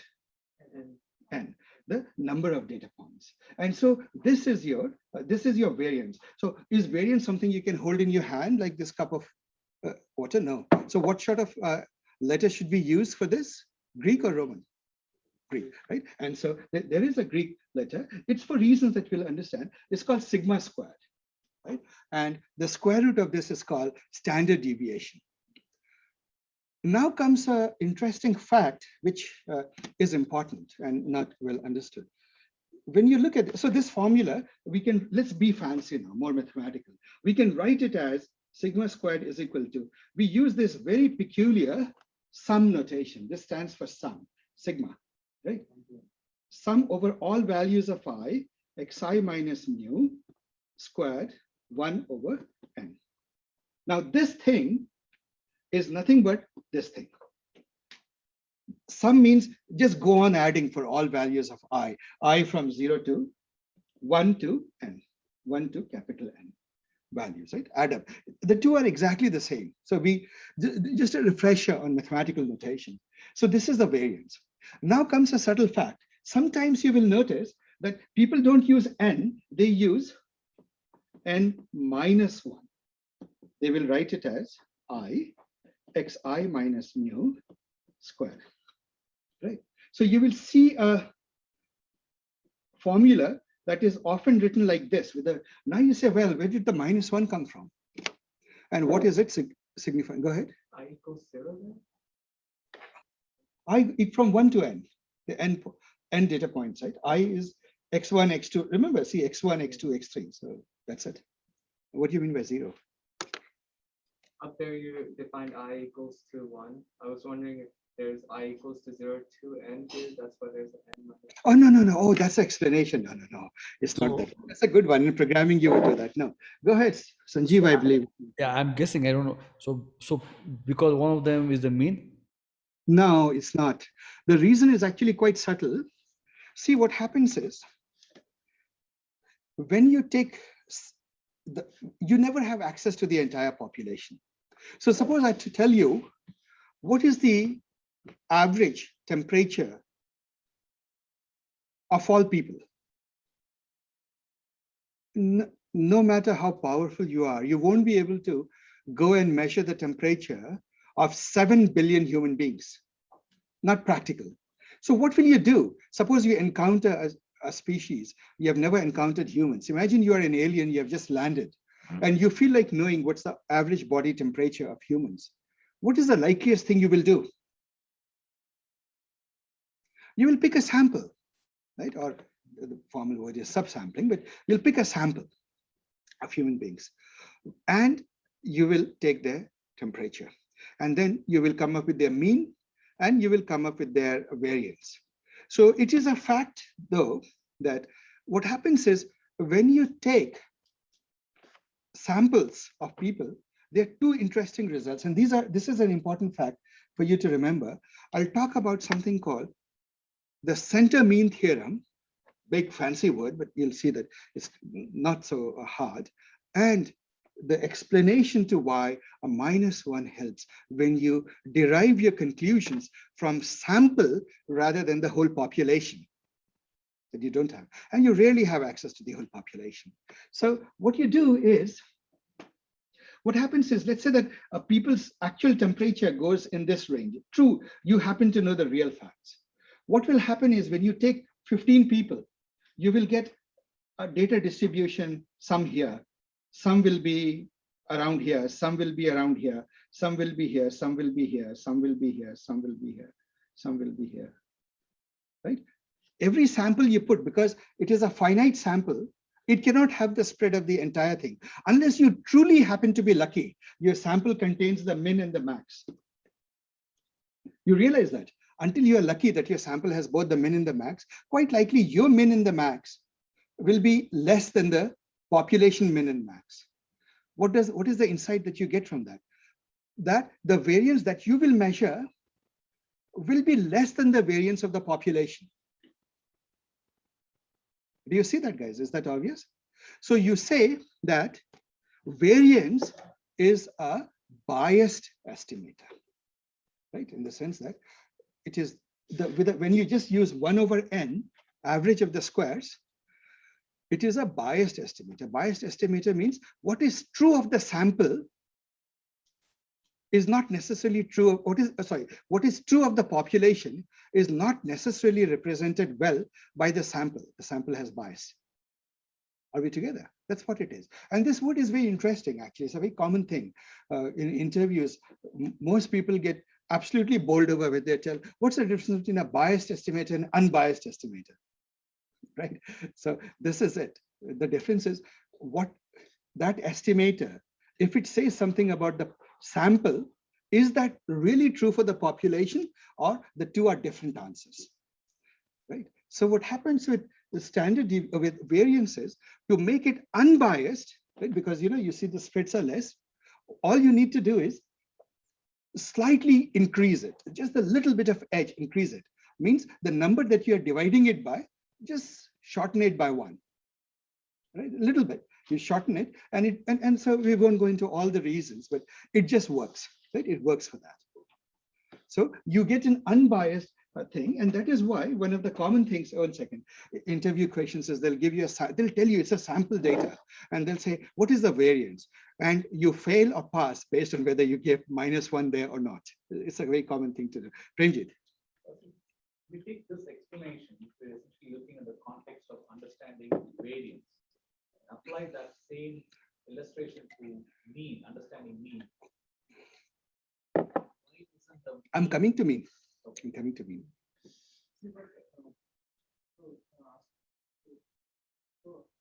How does that make any difference if it is divided by n or divided by n-1? See, okay, so let me explain that. Let me actually, this picture that I drew was a pathetic picture. Let me do a better job. So I'm saying that suppose the value goes in this interval, right? And you pick points. Let's pick 5 points. You know that this is the true mean. You pick points 1, 2, 3, I don't know, 4, 5. Do I look like 5 points? 1, 2, 3, 4, 5. Yeah, 5 points. Oh, that is right. So the question is, what is true for variance? Why is it not true for mean? Right? And the answer is actually quite interesting. I'll repeat what we did with a better diagram. So suppose I have these 5 points. Look at this. When you look at this, think of the mean. This is, you know that this is the true population mean. Right? Actually, let me give the samples a color. 1, 2, 3, 4, 5. Of this population, where would you put the mean? The sample mean. The sample mean, you would put it maybe somewhere like this. This is the sample mean. Right? And this is the, let me just say, this happens to be the true population mean. True population mean, isn't it? Now, this is just one sample, and that's the dangers of just dealing with samples. Don't trust just one sample enough. But look at this. What is the spread of this data? The min is here. This is the min. This is the max. And suppose it was not 5 points, but it was a bell curve. Your bell curve would essentially go somewhere like this, isn't it? Whereas the true bell curve would probably be a little bit like this, isn't it? Roughly speaking. So you realize that no matter, and then you can take another sample. You take another sample here, here, here, here, here. In this case, another sample's mean is sample mean. So you notice that sample means are not hitting the true mean by nature, right? By definition. You can take bigger and bigger sample, and it will hopefully tend towards the true mean, so that in the asymptotic limit of taking all the points, the whole population as the sample, you will achieve the true mean. But each sample, one second, each sample has its slightly different mean, but which is okay, which is still tolerable because it's close to the real mean, but we'll come to that. But you also realize that the variance of this is now here. But whatever variance you give to this, both the green and the red sample or the pink sample, you would agree that they're underestimating the true variance of the population, isn't it? And so for a mathematical reason, which we won't go into because of lack of time, but clinic hours, remember, you can sit with me and we'll do this on paper. What you need to do is this pink, you somehow need to stretch it out to this size. You get the idea, right? Somehow the sample variance, you need to stretch it out to the whole thing. So how can you do it? You notice that it is some number. It is sum over xi minus mu square over n. Numerator over denominator. What happens if you make the denominator small? Number goes up. It turns out that mathematically, I mean, it's just not a hand-waving argument. There's a rigorous way to prove that the right correction that you need to do is just subtract 1 from the denominator. And when you subtract 1 from the denominator, then it becomes an unbiased estimator, right? So it's sort of the wording that people use for these things. It becomes unbiased, right? So whenever you take a variance of the population, of the sample, always remember to subtract 1 from the denominator. If you have the entire population in your hand, then it doesn't matter. Now, in practical terms, it means the following. When your data set sizes are small, remember to subtract 1. When you're dealing with big data, which seems to be more and more true in our situation, see guys, we're in a paradoxical situation. We are inundated with data. Big data is fact of life. Millions of photos are uploaded every day, right? Billions and so on and so forth. Everything is now in millions in data points. You look at a Twitter feed, right? Every day, hundreds of millions of messages and posts and this and that is happening. Human beings are a gregarious species. If all of this shows something, it shows that we like to chatter, we like to Twitter, right? And so every time we communicate, data is produced. We live in the world of big data. Instrumentation device, an airplane takes off from New York and comes to San Francisco. In the process, 4 terabytes of data is produced and stored. You want to do any mining of the data, you know that there's a wealth of information. You can actually figure out if any part is in trouble and do fixes of it and so on and so on. You can do a lot with the data, right? So we live in the world of big data. Instrumentation data. Go ahead. Yes, so Raman here has a question. I guess Raman, you can go ahead. Oh, yes. Thanks. Bye. And sorry for the background noise. My question was, I think Asif sort of answered it. Asif, I was going to ask if n-1 is more of like a political statement that we are trying to say, hey, this is the sample data and not a true data, as opposed to n-1 in a big data set actually makes a difference. Like No. I have. Yeah, so Raman, that is the thing.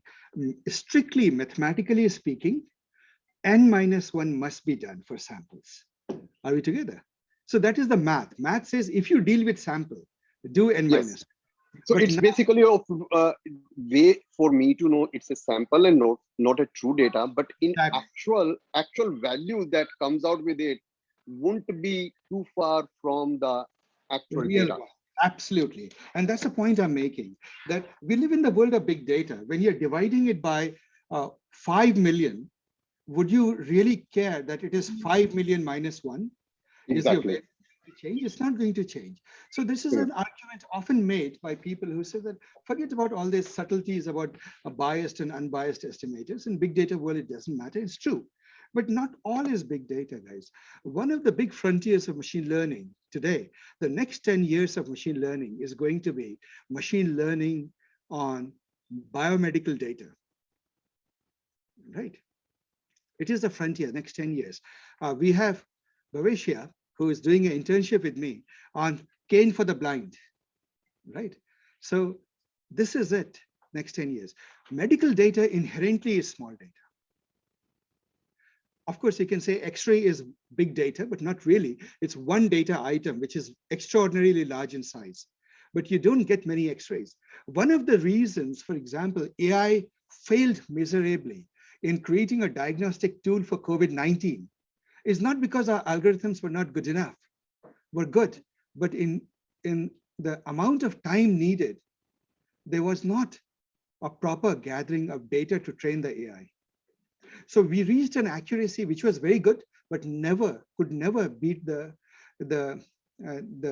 nose test. What is that called? RT-PCR, right? And RT-PCR became the gold standard. And it is a case study, actually. There's a lot of hand-wringing happening in the field, in the AI field, that how come we missed such a big opportunity? We couldn't move the needle at all in the medical diagnostic community. It all has to do with data. So therefore, when you don't have big data, you have to be cautious of this. Right? Raman, does that answer your question? When you don't have big data, when you have small data, you have to use this. Yeah, I agree. Thank you so much, Asif. Sachin. The samples that you show over here, right? Yes. Where you have taken those things, they have some locality where they are around there, right? Now, on a global scale, if certain things were taken, say, far to the left and the things far part of the ride. At what point do you say that, hey, you know, I've taken everything that is covered the sample, because you really don't know what the sample is. So the example is, if you're trying to get. Which is where we are going. We are going there, center limit theorem. So guys, if it was height, Right, I'll go with you. yeah, if it was height and you go to kindergarten, all your means, so suppose here is a brilliant person, a brilliant researcher who says the right place to measure height is in kindergarten. And this is how the sample looks. Their mean would be like this, right? And another person believes that the right place to measure people's height is in a basketball court, right? And so in a basketball court, you get people's heights like this. So this is another mu, right? So what you realize is samples are biased, sometimes silly bias like this. The person who went and measured height only of kindergartners couldn't be sillier as a scientist, but maybe that's the only access you have. But suppose you are taking heights and you know comfortably that there are going to be many, many samples. It is perfectly legitimate to say, okay, go and do this sample for kindergartens, you do it for basketball players, you go do it from here, and so on and so forth. And that brings us to one of the most profound results in statistics, one of its crown jewels, is the center limit theorem. What it says is, when you have a lot of means, you see, every sample's mean is different. And irrespective of how the data is distributed. So for example, the salaries of people are not necessarily, height tends to have a bell curve distribution, but people's salaries, as you know, your CEO makes how much? Yeah. So typically, let's put it this way. The CEOs earn in 1 year what you, your children, your grandchildren, and your great-grandchildren will make in their entire lifetime, right?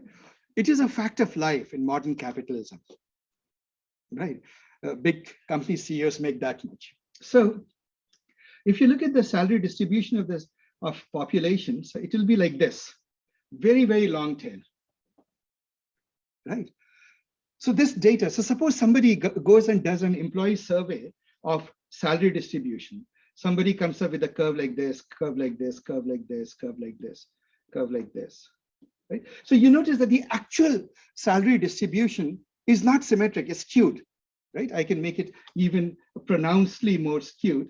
Just to illustrate the point, I can make it like this, right? So do you see it's very skewed distribution of the data.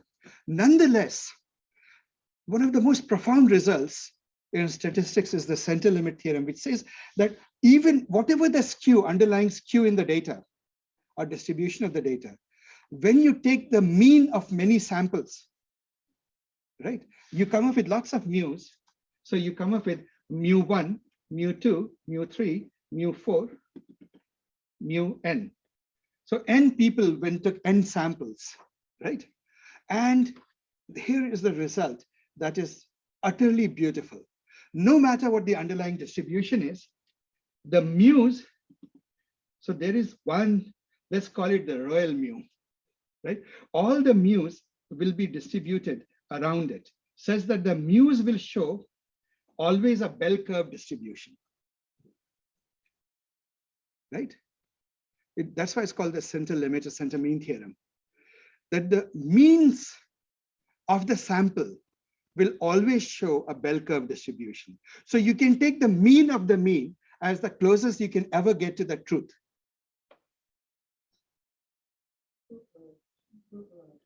Even in Indian elections, they do these exit polls and all. It's not based on samples, right? They take. Which is why, if you remember in the previous election, not this election, the previous election, all the polls were sure with 90% chances that Hillary would win, right? And then they were unpleasantly surprised. Could you repeat the question for those attending the class remotely? Prashant here from Google asked this question from that when you do the exit poll from elections, all these pollsters, they work with samples, and the answer is yes, they work with samples because they can't go around the whole population. Most of you, when you get phone calls, telemarketing phone calls to give your opinion, what do? You promptly keep the phone, isn't it? So they get very small samples, they make conclusions from that. Usually in marketing, they not only do research, they market themselves. So they claim to be more accurate than they really are, and the results show. So polls are very unscientific means of coming to the truth, right? And generally they are not enough polls. So there was a company, a 538, a website called 538, which tries to do exactly this. It does meta learning. It takes the results of the different polls and how much they can be trusted. Some sort of, well, it is more complicated machine learning, but a very, very, very naive way, an incorrect way, but still meaningful way to say it is, they sort of take the mean of means, or weighted mean of means of some sort, right? To come up with a balanced sense of what is really happening. But even 538 can be wrong. In the Hillary election, they were wrong. In this election, 2020 election, they got it right, right? So you never know, right? But if you have data, see, politics is complicated. Human emotions come in. Wherever human emotions come in, you can't see the truth. Somebody in the Indian system of thinking, there's a lovely metaphor that if you have a bucket and you have pebbles in the bucket, nice stone pebbles in the bucket, and you have water. If the water is turbulent, you can't see the pebbles clearly. The water needs to settle before you see the pebble. Usually you say it about a clear lake, right? To see the reality, which is the pebble at the bottom, the water needs to be still. Of all the places, politics is not where you find still waters, right? So you never know the truth. By the way, that's an opinion. That's not a scientific fact, so don't take it down. So, well, okay, that's mu. So this is the center limit theorem we got introduced to. Pretty good fact, isn't it? How many of you knew center limit theorems? You knew, of course. Good. And lovely thing, actually. The first time you come across these theorems, you're amazed that it's true, that it's true for any distribution. So now you know why you should take lots of samples and take the mean of the mean, right? And how to deal with the variance. Now I'm going to do quickly two more concepts. See, what is the difference between this distribution of data, a frequency distribution or density plot, and this A, B, and let us go down and C, which is, what can I say about A?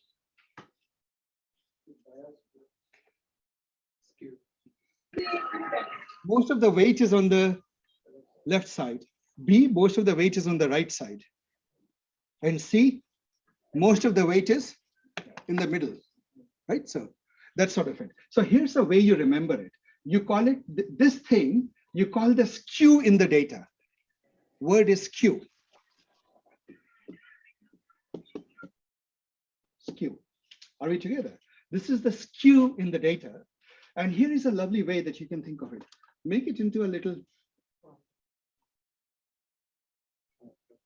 Which way is this one looking? This bird, imagine it's the beak of a bird. Now, which way is this bird looking? In A, looking to the right or the left?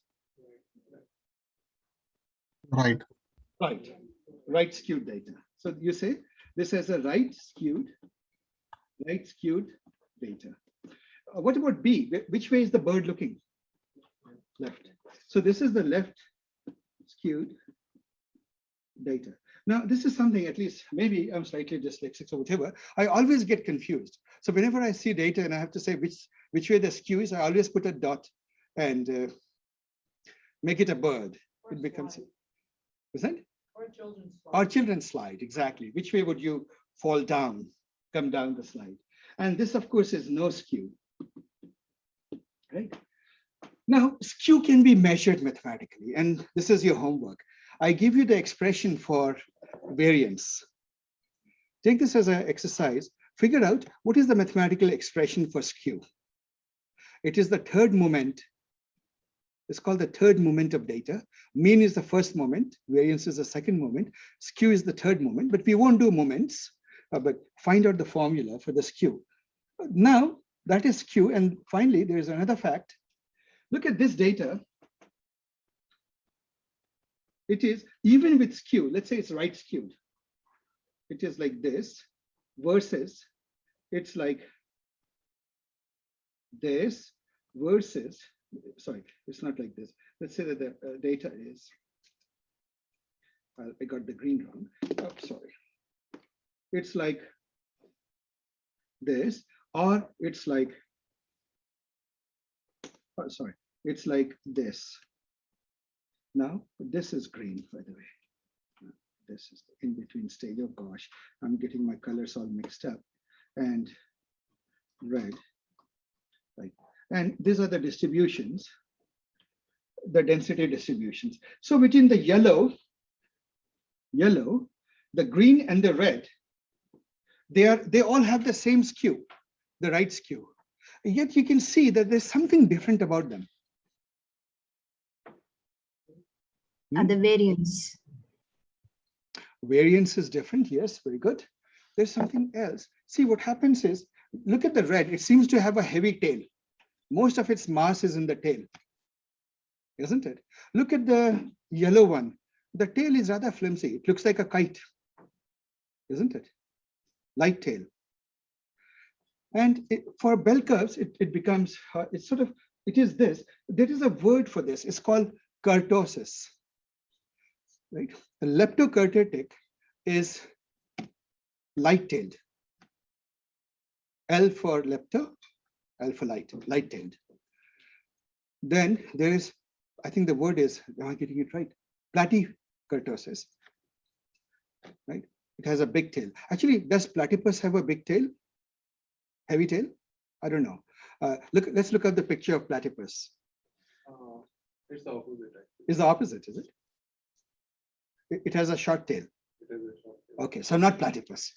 Okay, so how heavy the tail is matters. Now, why does it matter? Why would we care about kurtosis? Actually, the whole e-commerce world relies on the fact that data or items that sell and how much they sell tend to have heavy, long tails.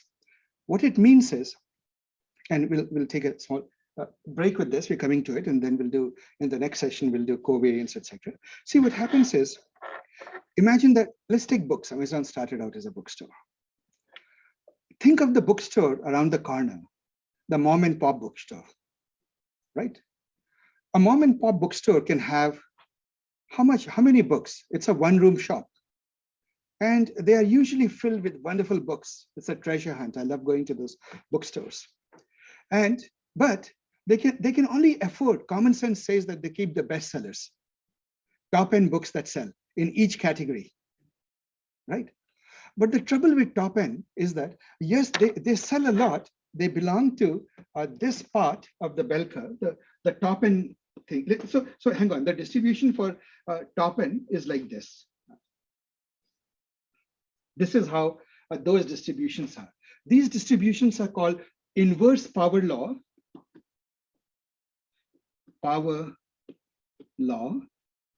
Often you'll use it because they all are 1 over x to the n distribution. If you ever plot 1 over x, 1 over x squared, 1 over x cubed, you'll see this kind of a behavior. They're also called the Zipfian distribution, which is a slightly different formula, but essentially coming to the same thing, Zipfian distribution. And most people call it, the common people calls it the long tail distribution. What does it mean? A very few items are bestsellers in books, right? And videos and songs, right? So ever log into YouTube anonymously, and what does it throw? It throws probably the most popular videos. And those are absolutely terrible, horrible to look at, right? You're ashamed that these things are the most popular in the world, right? And you want to move away, because where does our taste go? Our taste is the taste of few other people, right?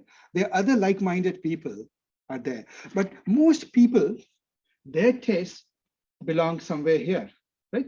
Occasionally a little bit of the bestseller, but mostly somewhere in the long tail. An example would be, we like books on machine learning, I hope by now, right? when you go to a bookstore, you would love to have books on machine learning. Do you think machine learning books are bestsellers? No machine learning book has ever sold in millions or hundreds of millions, right? Those numbers are unheard of. A bestseller is like 10,000 copies, right? So people write machine learning books as a labor of love, not because they're actually going to make some money out of it. This is true of most textbooks. Textbooks are labors of love. Somebody gives years of their life to write the textbook. And we pay more price, let's say $50 for a textbook, but trust me, that $50 is nothing compared to the years of hard work that has gone in writing the textbook and the decades of learning to produce a man who could write those textbooks, right? So that's it. So anyway, textbooks don't belong to the most popular. They belong to the tail, long tail, isn't it? Right? And so music, like look at Netflix.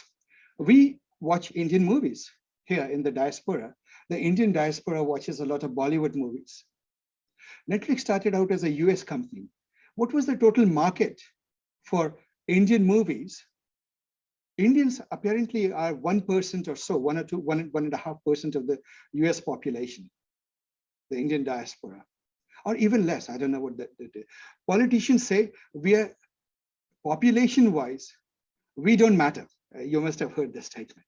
We just don't matter. We are not sufficiently large to matter or to even be worth canvassing for our votes and so forth. So, but we watch a lot of Bollywood movies. They are not in the bestsellers list. They are way down. And so now going back to the bookstore, a small bookstore can only keep the top, let's say 20 books per subject. Then came Barnes and Noble and Borders. What did they do? They built a big block, one of those big boxes. They filled it with more books and brought in a coffee shop, right? And a kids play area. And what did they do? They completely wiped out the little guys. Why? Because they could keep more of the tail, more of the front top sellers. They could perhaps keep the top 150 books per subject, 100 books per subject. But the whole value proposition of Amazon as the best bookseller was, think about it, it's counterintuitive. 20 years ago, you would not have picked up a book and paid for it without actually looking into it, isn't it? We like the touch, the smell, the weight of books in a very tactile level. We like to read into it, browse it, and then we buy books, isn't it? Books are not cabbages. We don't just pick them up and throw them into our grocery cart. We do that. And yet here comes a company that dares to say, we can sell books online. And they succeeded for many reasons. One of them is the recommender system. The other will come about because they can make better recommendations. But one of the reasons is an online retailer has no limit. They can fill their shop with the whole long tail, isn't it? Because every time somebody buys a book, they can call the publisher of the book to ship the book to the buyer. Do you see that? Right? They have an near endless capacity or inventory. Now, of course, Amazon sells a lot of things. The last I was told, they stock and sell close to 300 million unique items, I'm told, right? Or 100 million unique items or something. Just the number is mind-boggling. There's no physical brick and mortar store that can possibly have that. So long tails matter. And the whole e-commerce world, the success is, where is the weight? The weight is here in the long tail, right? So the thing is, it isn't that it's the long tail economy. It is the fact that it is the long, heavy tail economy, right? The tail better be heavy, worth monetizing. And that's what it is, right? And thus, I hope it drills into you the concept of kurtosis. Right? With that, I notice my time is up. We'll take a 20-minute break. And guys, this is the second theory session. We'll have just one last theory session. And after that, the rest of the day will be labs. Questions?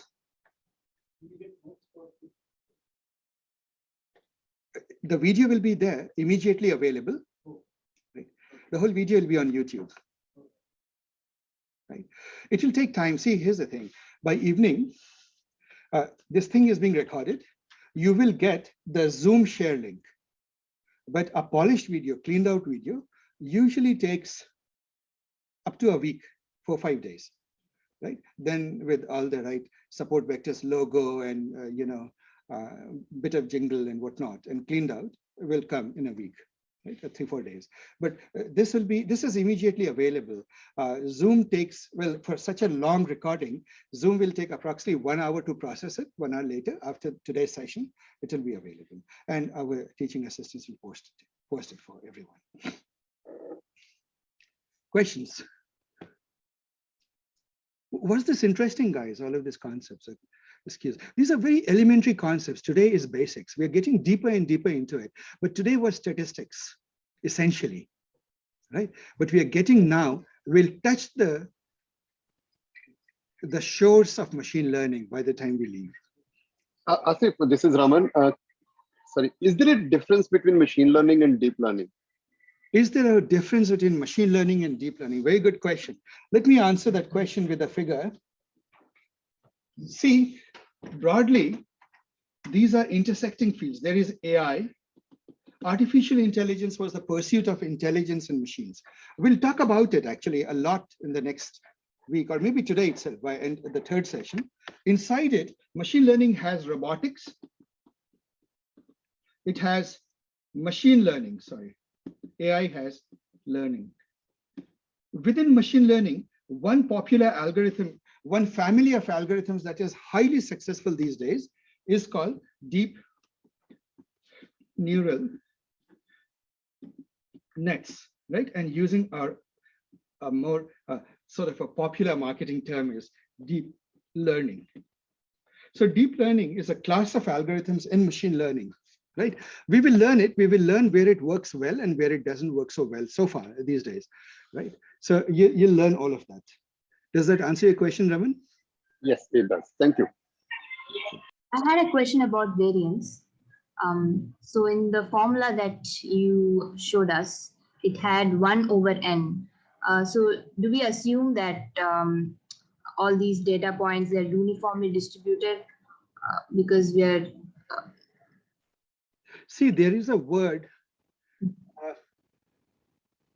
See, you need to take, so now we are getting deeper into the knowledge. It's a very good question, actually. What do you assume about data? First, you assume that the gatherer has made a best case effort. It's a sufficiently random sample. But let's say you random sample from people and you're looking at heights. Each of the sample, you expect that if you take good random samples, there will be something called IID, independent and identically distributed. Means each sample will show the same shape, identically distributed, and they will be independent of each other, each of the data points, right? So you don't take consecutive values of the data deliberately. Right? You take random or identical, independent and identically distributed. That is why the word is IID.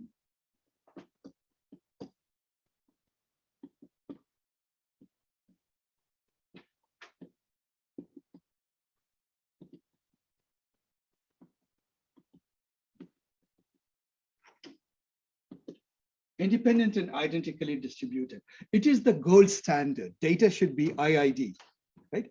So it shouldn't be that one sample you take from a bell curve, another sample you take from something completely different. It shouldn't be like that. Does that answer the question? Was that you, Kyle? Yes, it was me. Good. Any other questions, guys, before we start into the third session? Would you like to take a 5 minutes break before we get into the next session? We're done with basic statistics. Now we are going to touch the shores of machine learning using covariance and correlation and so forth.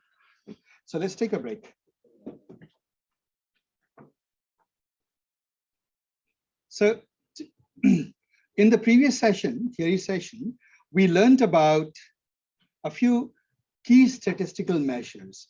We learned about, for example, kurtosis. We learned about skew. We learned about variance. We learned a little bit about how to fix the variance value when we deal with samples. We learned a little bit about center limit theorem, and we learned a few definitions of statistics. Now, I'm going to, those were all descriptions of what I call scalars, right?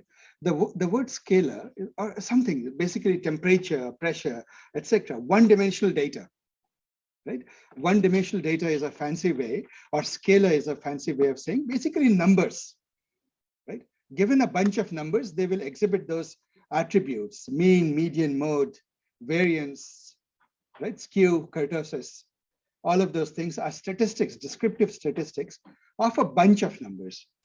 But then data comes often in, and one-dimensional numbers are also called scalars. Let me, I'm just starting the timer. Yes, they are called scalars. What are scalars? Can I increase the font? Yes, indeed, I can. 1 second, please.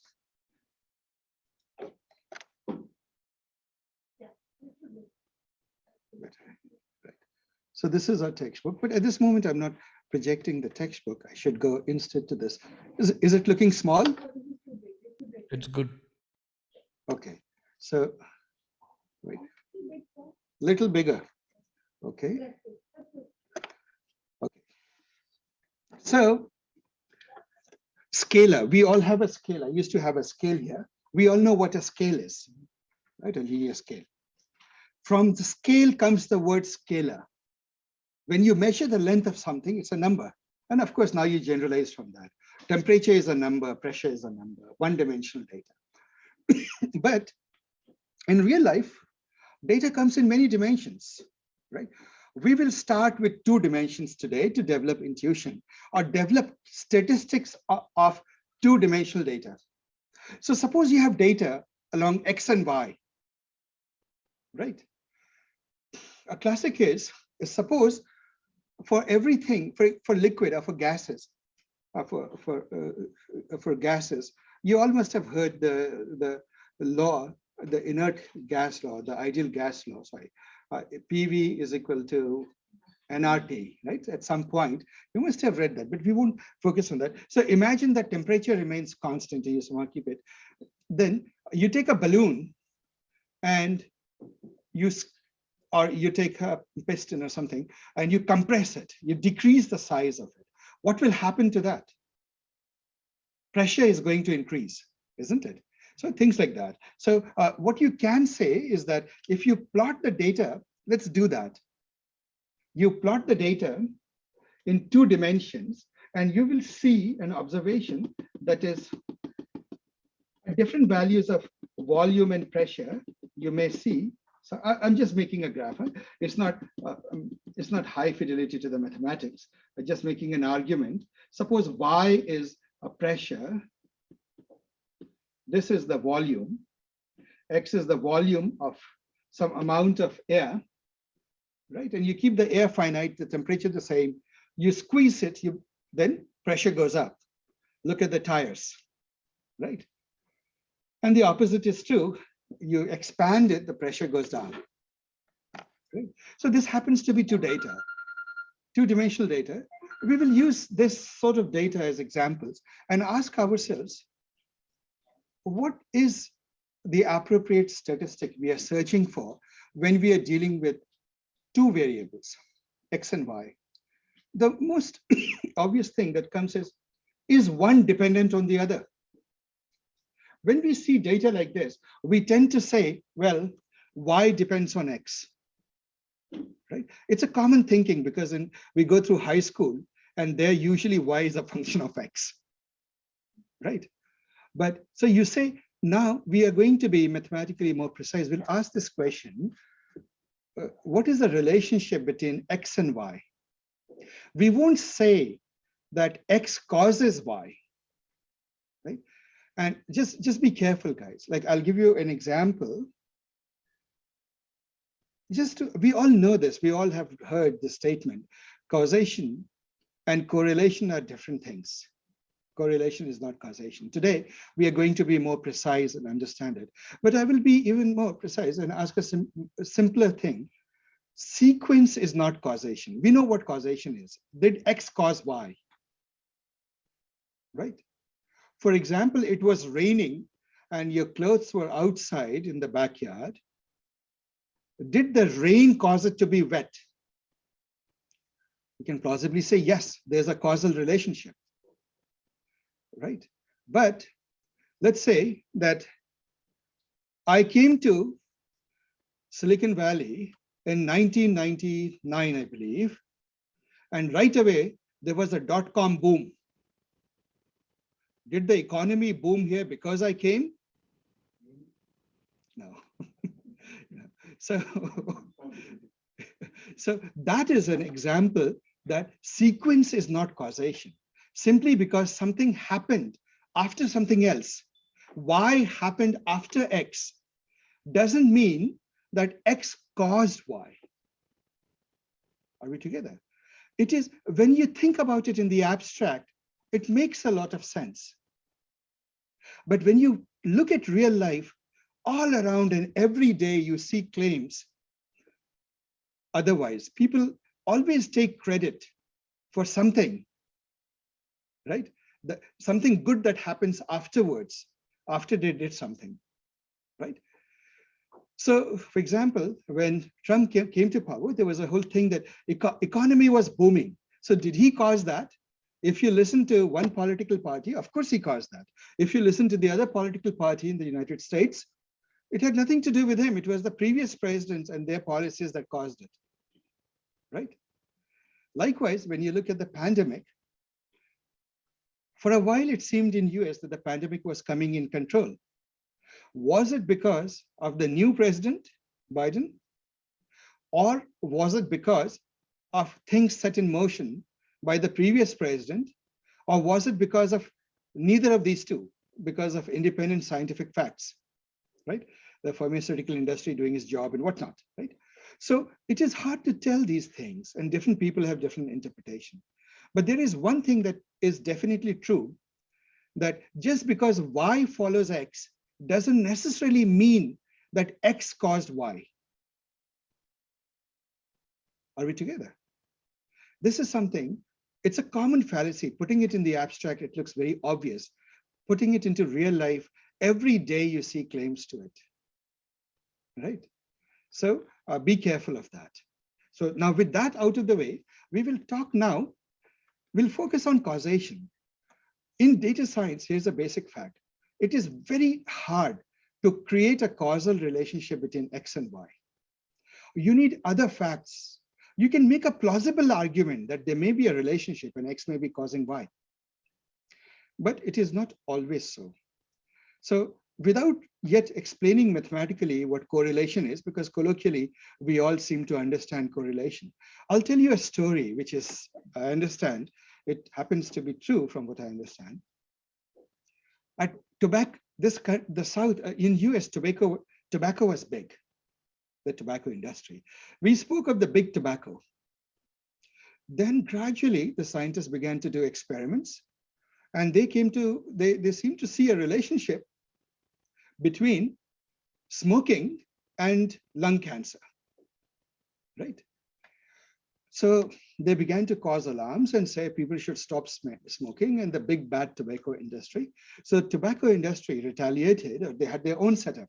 So they hired their own special scientists in their own special lab who could see no relationship whatsoever between smoking and cancer, right? And they published their own papers. That happens even today, by the way, with plastics, with this, with that. One of the easiest ways is create your own scientists in your own lab and make sure that they produce the results that you want them to produce, right? And completely confuse the issue. So now you have it from being a fact, being something leading to a fact, it becomes in quotes controversial, right? Just muddy the water quite a bit. So anyway, that was one technique. But after a little while, the scientific data began to mount more and more. There was clear relationship. People began to say that there was a high preponderance of lung cancer amongst the smokers versus non-smokers, right? So this thing went to court many, many times. So at one point, it had, from what I understand, it had gone to court. And it looked that data was winning, scientific data was winning, and big tobacco was in trouble. So they thought it's time to bring in the big guns. So they got one of the great fathers of statistics to fly in from England. So Sir Fisher, and you will encounter his work here in this course, truly a remarkable statistician, but perhaps not so remarkably ethical. He was flown in to be in the court. And so in the court, he was asked, do you see the correlation between tobacco, smoking, and cancer? And so far, they were all saying, no, we don't see it, we don't see it. He straight away said, of course I see it. So there was stunned silence, and people said, finally, the big tobacco industry has accepted that smoking causes cancer, right? And he said, no, I never said that.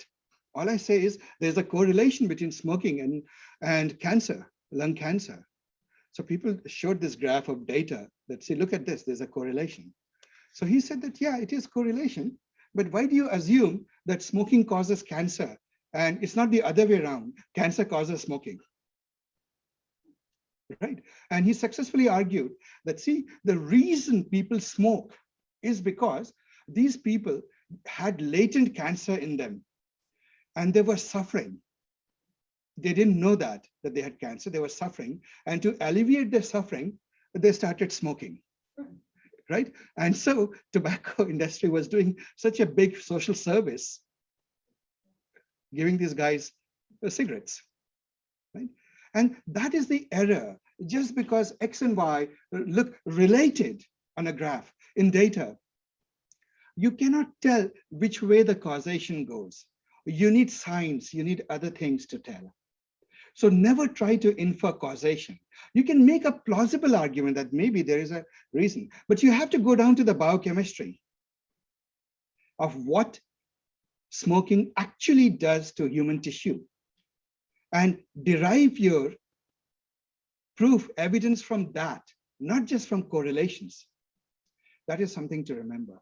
There are many people in statistics who tend to argue that you can find causation in data. I tend to be very skeptical, right?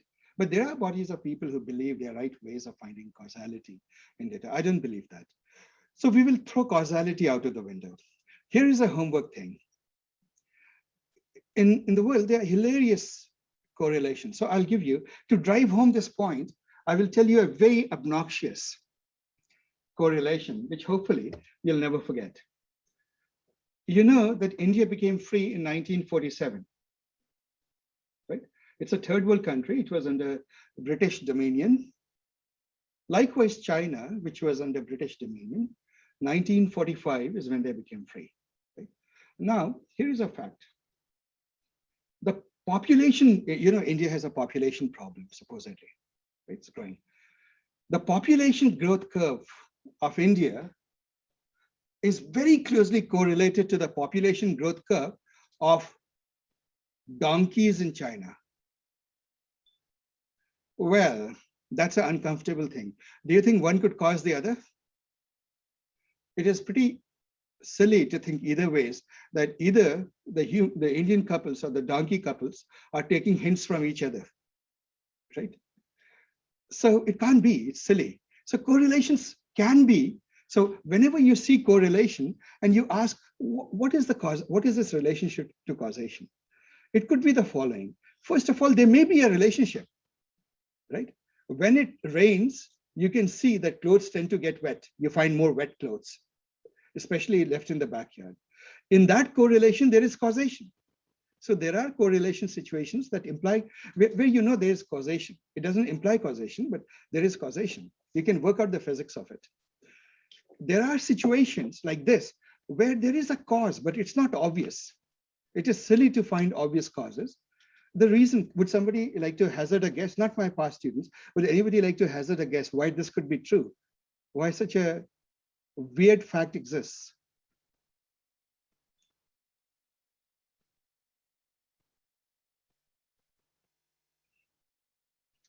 So see, what happened is that I gave you the hint in the beginning. Both of these were British colonies.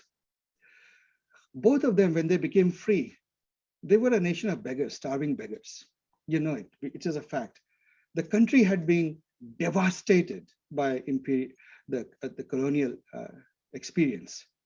People were hungry and starving. The governments of both these countries, despite their other problems, one thing they did remarkably well, in the last 60 years or so, 70 years, They have done an extraordinary job of managing to pull people out of utter starvation and poverty. They're doing an incredible job in both places. People are rising out of poverty. They have food, they're not starving. Fewer and fewer people are starving. They are resources. When they are resources, it's a biological fact. There's some, I think it's called Malthus law or something. When there are resources, populations increase, right? So remember, when there is food, not only humans, but donkeys get food too, right? Horses get food and cows get food and everybody gets food, right? So what happens when there is abundant food? Generally, population tends to grow when there's enough resources. It's a biological fact. And so population of India, and I could have contrived this example by taking anything. I could have said, I don't know, India's population versus the mice population in yet another colony or something like that. It's like that. Generally, when resources are there, population increases. So there's an underlying cause. There's history behind this fact. Then there are third kind of correlations, which are purely fictitious. They're just adventitious correlation. You take any stock market, right? And any stock, right? And then you look at some fact. Let's say how many dolphins jumped into the sea, or how many penguins jumped into the sea from the Antarctic on that given date, or from an island on that given day. If you keep a count of the number of penguins that jumped into the sea, I bet you there must be some stock which seems to be correlated to it, right? There's so many companies traded, isn't it? Now, you can't say, therefore, that the right way to boost the revenues of this company is to somehow incentivize those penguins to jump more into the sea.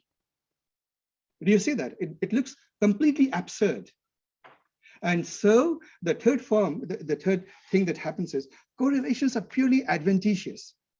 They have purely accidental, and accidental correlations abound all around us, right? And people have created websites with hilarious correlations that they have found in completely different sets of data, right? All of it driving home the point, never confuse correlation with causation. Right? So one of the homeworks that I invite you to take, and obviously post it in the discussion group when you get the access to discussion group, post some hilarious correlations, right? Tell a story, tell something that you observed, right? Or tell about a fact that illustrates that sequence does not imply causation. Just because Y followed X, it doesn't mean that X caused Y, right? So things like that. So discuss it so that it sinks into your mind forever. But now we'll talk about correlation and covariance together. So I will show you three kinds of data. But now we are changing the topic to, we will understand a word, covariance. And covariance and correlation are the last theoretical topics for today. Correlation. Covariance. Co is together, as in couple, right? Co-occurrence. Two things occurred at the same time. Variance means varying. So let us say that you are looking at some data like this. Let me give this data, A.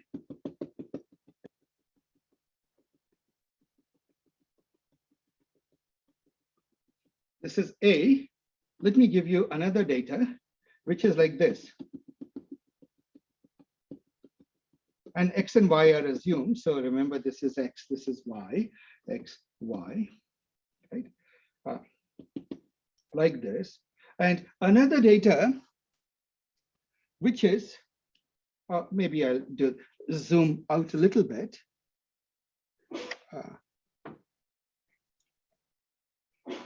Oh, why am I not able to? Okay. All right, let me go here. Let me make another form of data here, which is like this. Suppose you have data points.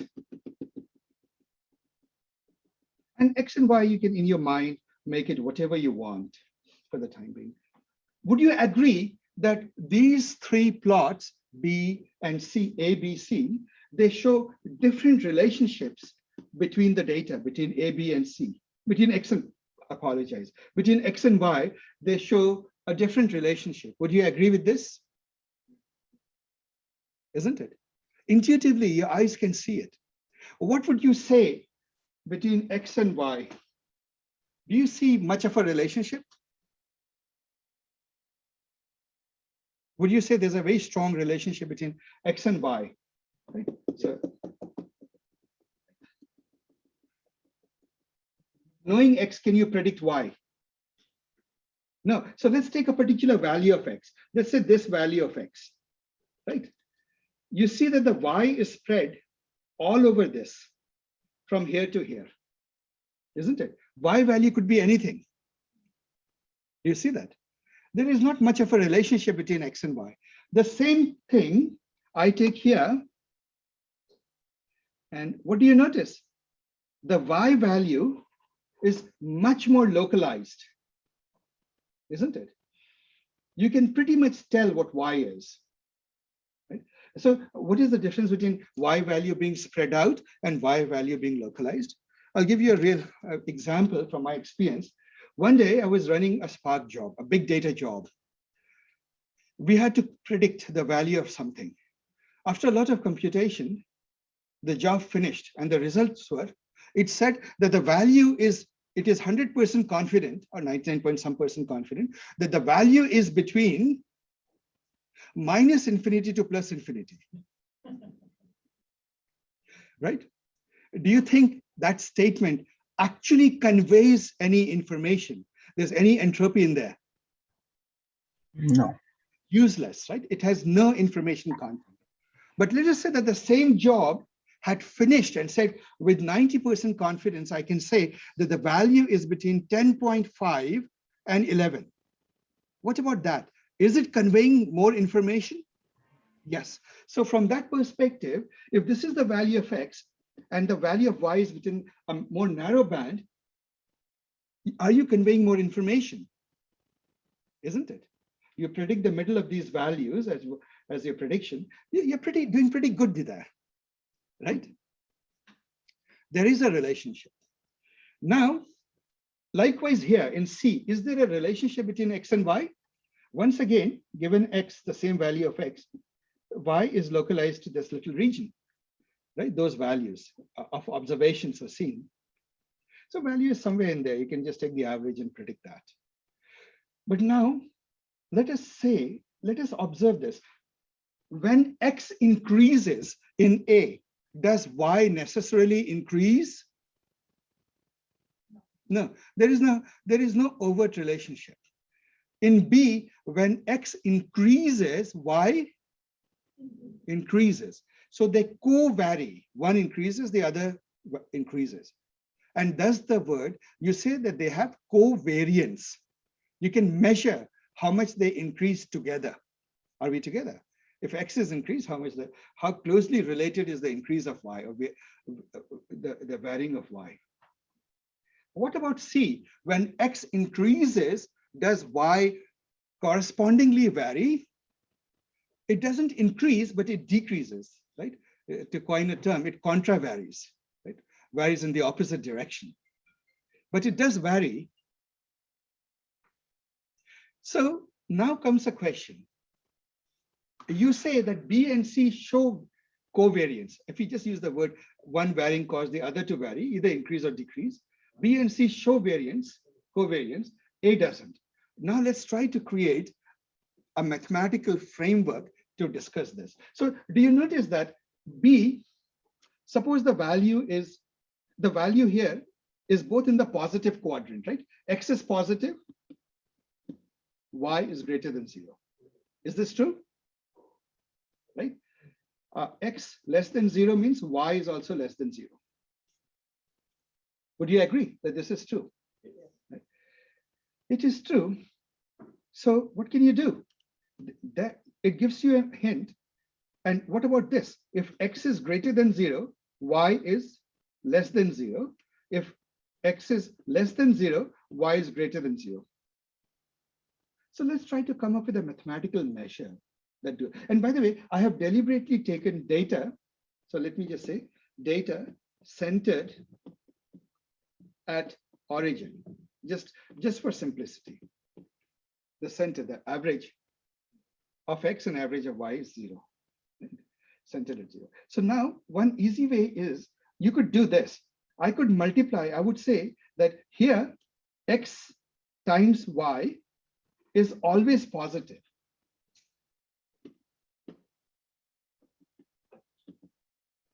Isn't it?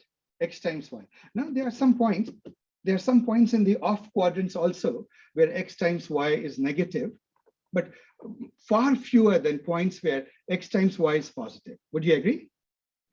This is, and here X times Y tends to be less than 0 for negative covariance, right? And therefore, now, but here also there are some points there. So if you want to just see, is the data varying positively one with the other or varying inversely, one increases, the other decreases? One easy thing you could do is for all the data points, compute X1, Y1 plus X2, Y2. What will happen is for positive covariance, most of these values will be positive. A few will be negative because they fall in the other quadrant, right? These values, negative quadrant. But generally, this sum total, let's say total, will tend to be positive, will tend to be greater than 0 for in the case of B. Isn't it? Total will be greater than 0. And just because they're n data points, it's a good idea to take the average of these points. So this is the definition of covariance. Covariance for centered data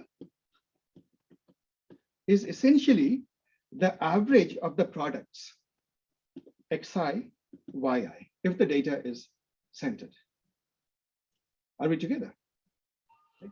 So in this case, Asif, shall we use n-1 again or? No. So because look at the intuition, all we are trying to get a sense is overall, are you positive or negative? So you don't do that, right? So forget about the n- thing for all other things except variance, right? So here we don't worry about that. So let it be there, right? Let's keep it simple for the time being. So this is your total. Now comes the interesting question. Do you notice that? What about covariance here? Covariance XY will be approximately, what will it be if I add up the product of all of these Xn data points? 0. Close to 0. Here, covariance will be greater than 0. Here it will be less than 0. And here the covariance of the product of X and Y will tend to be less than 0, right? So we seem to have come upon a nice way to quantify how data varies, how Xn vary together, co-vary, isn't it? So this is the base. This is actually correct. It has one assumption. Data is centered. Are we together? In this formula, data is centered. So now it's a minor correction. And this is the way, guys, when people create concepts in mathematics, and you see this formula in your books, many of you may have encountered covariance. Maybe some of you looked at the formula and said, gosh, where did this come from? Right? Like, did somebody just pull it, some mathematician pull it out of his hat? But see, this is the way you can reason through any concept or unpack it and understand it. So now what I'll do is, what if data is not centered? Asif, you mean centered as in centered at origin? Centered at origin. Okay. Okay. Centered is not centered at origin, which is most of the time the way data is, right? So for example, if you take children's height and weight, it won't be centered around the origin, isn't it? Because height and weight are both positive attributes. So let us say that the data is, just for the sake of one argument, it is like this. And I'll take a simplified picture of height and weight. Let's say children, X height, y is weight. Now, how do I quantify that? It's not really good to do x times y. What you need to do is you say, well, that won't do. Let me go and put the coordinate system here. I need to put the coordinate system in the dead center, in the center of gravity of the data, right? In other words, if I sit in the middle of the data, then this picture becomes the picture above. Isn't it, guys? B, this picture looks exactly like B. Let me, no, sorry. Well, I made it too small. Yes. Do you notice that? Let me call this picture D. Do you see that D is equivalent to B with yellow coordinates? Isn't it? So what you did is you moved to the origin, you moved your reference frame, your coordinates, to the center of gravity of the data. Isn't it? What is the center of gravity? X mu, mu x, mu y, is the coordinates of this origin with respect to the other coordinate system, the original coordinate system. You just go to the average of x and the average of y coordinates, right?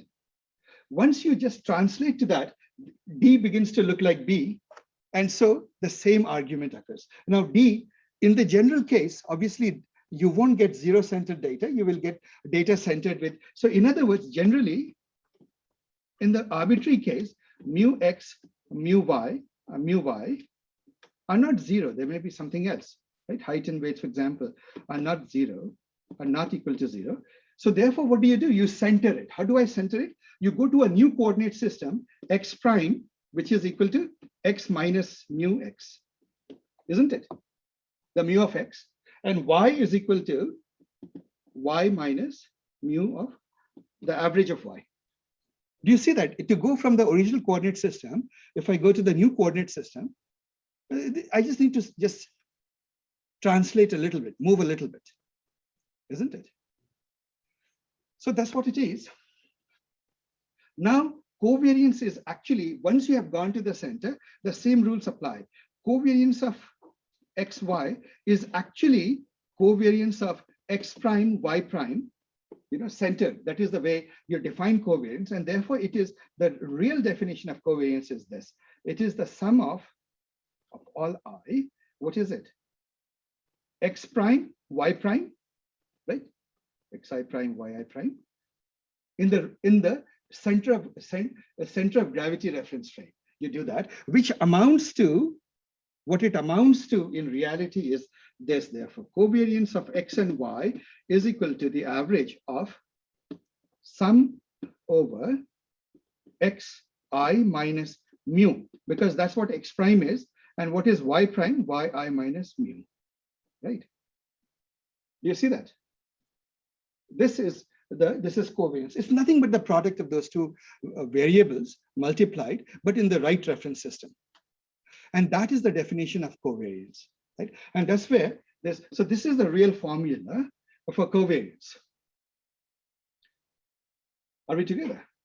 Right? If these products are broadly positive, you'll get a positive number, positive correlation, otherwise negative correlation. But let me ask this question now. We have 5 minutes left. I'll ask this question. Covariance. If there is covariance, you know that there's some relationship between x and y, okay? Positive or negative. What happens if covariance is 0? Does it necessarily mean that there is no relationship between x and y? Think about it for a bit. If there is no, the covariance is 0, data could be, well, that's not a function. Cross wouldn't do, but you're close, but reason a little bit further. See, covariance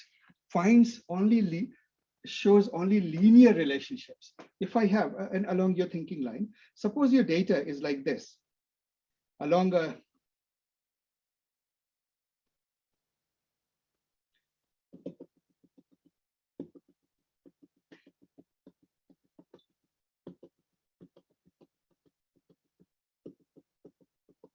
Suppose this is your XY data. What do you notice? In different sections, the covariance is different. Here is different. Here it's negative, right? And in the yellow regions, it is positive, right? In the red regions, it is practically zero, right? So locally, the covariance changes. But if you take the entire data set, you will find the covariance of XY is close to zero, isn't it? Think about it. The negative relationship and the positive relationship pretty much balance themselves out. So from that, there is a takeaway lesson. An absence of covariance and correlation is pretty much the same thing, standardized, we'll talk about it.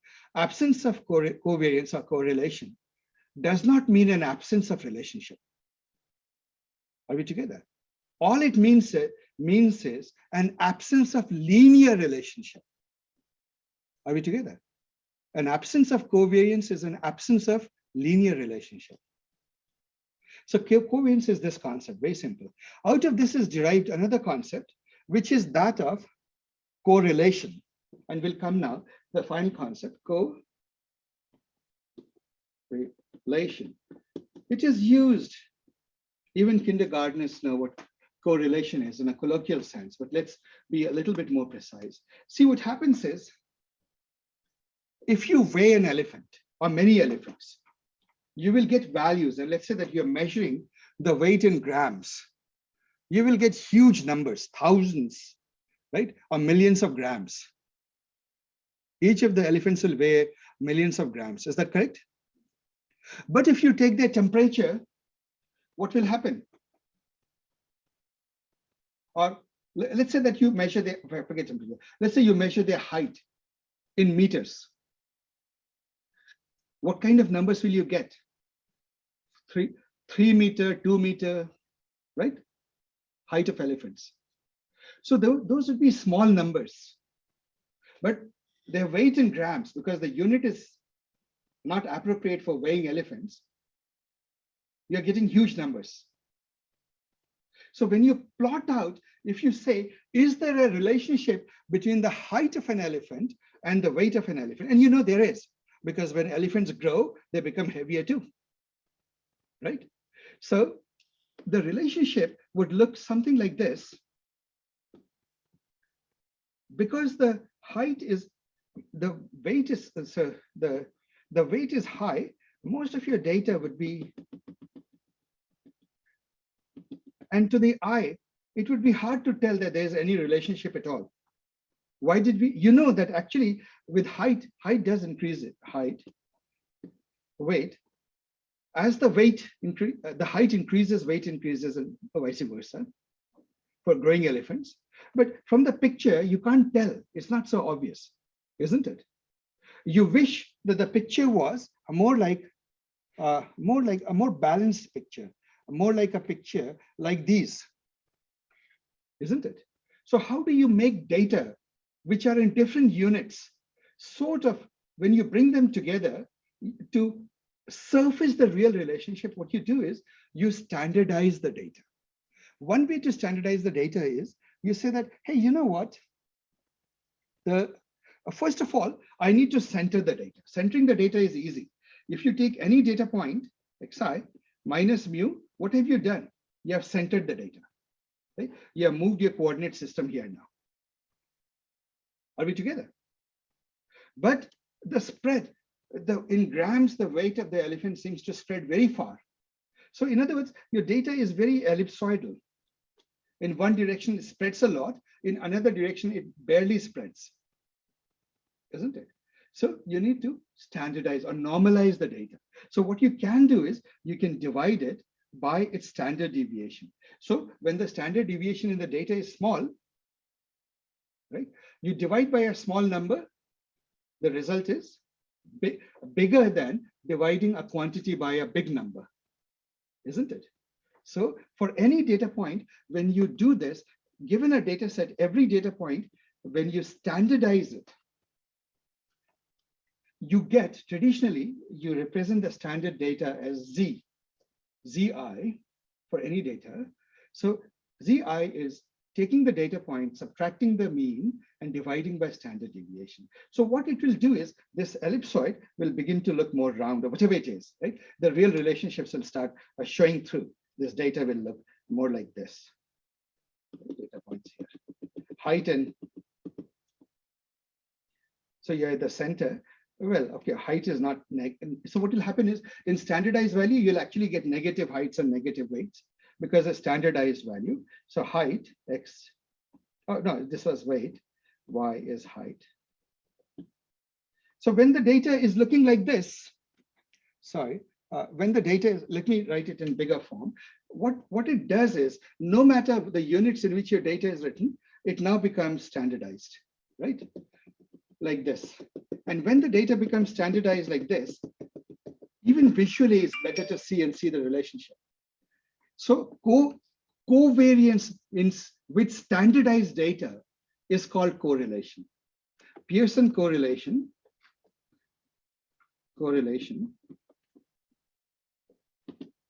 is the standardization, is covariance of standardized data. In other words, correlation, which is usually represented by a little r or by rho, I'll use rho. Rho is equal to covariance of Zx and Zy. You see? And so if you were to write it out as formula, it would be 1 over n sum of I x I minus mu over sigma yi minus mu over sigma. It's just sigma x, sigma y. That is it. Right? That is the formula for correlation. I hope I've taken you through a journey in which it all looks very obvious. You know, I'm developing these formulas from first principles. Is it making sense, guys? Okay, so I am out of time. I'll take questions now.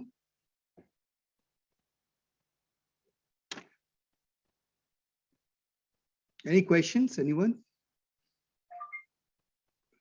So is there a methodology to get how much to shift X or Y to get to a standard level? So is it based off of data or is there a procedure to do that? This is it. It's just go to the center of gravity.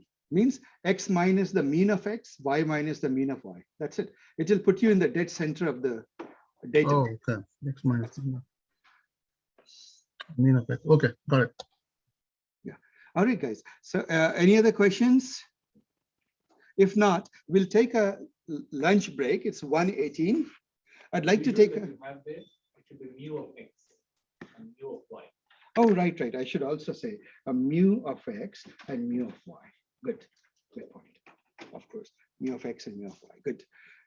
Good. Any other questions, guys?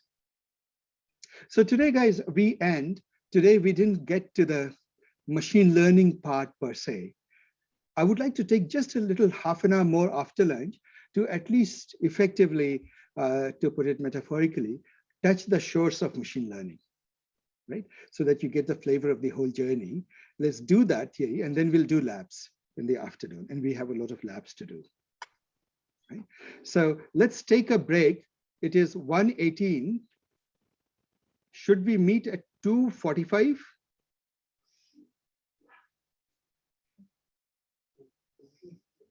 It will give you 80 minutes for lunch. 2:40 or 2:45, right? 2:45. Okay. Yeah. All right, guys. So let's meet. Thank you. Yes, sure. Welcome. 2:45 Pacific time. Let us meet. In the meanwhile, bon appetit. Go ahead, Sachin. So I wanted to share something with, since you mentioned lung cancer, right? Yes. I wanted to tell. One was when we were doing the lung cancer and the people thing. We kind of went through the medical literature where they looked at. So basically showing that if you're a smoker, you have cancer, and the other way around also non-smokers also get cancer. So there was like the community is 50-50. Even till now, it's 50-50. That's number one. The second was what had happened was they very initially when the cigarettes came out, they saw that the fetuses were smaller and cigarettes were encouraged to ladies saying that you will have an easier pregnancy, though they Wow. knew that it was because of smoking. And when they started noticing the problems of it, those ads were pulled out. This is like first 7 or 8 years after cigarettes were kind of, so they went heavy after ladies. Wow. So and they realized what the problems were with that. The third one is related to hydrocarbons. So basically, when you are close to two-wheelers and things like that, the partial combustion that happens, that is known to be 50 or 100 times more lethal than actually smoking cigarettes. Wow. So if you're near, like in front of a gas station, don't make sure that your kids and all are not near the exhaust or saying bye to you, because that's like you're basically Terrible. shoving 50 cigarettes in a kid's mouth, and that's Wow. known to cause cancer. So Wow. partial combustion. I just thought I'd share. Yeah, it is interesting. I should remember that. Or wear a mask near gas stations. All right, guys. So I'll see you guys in an hour and 20 minutes. 45 now. We are going to start now. I was going to get into the practical part. It's 2:45 Pacific time. I'd like to do at least some setup of the environment so that from next time we can do the labs.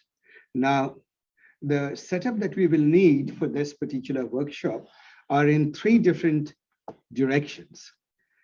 We will set up for data science in actual real world, in production.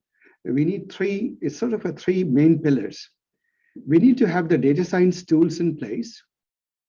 We need to have data engineering tools in place. Like basically, how do you manipulate data? Today, we deal with data. Quite often, the data that we deal with is at scale, large scale data. So along this workshop, you will find that some of the emphasis is on dealing with data at scale. And the third is cloud.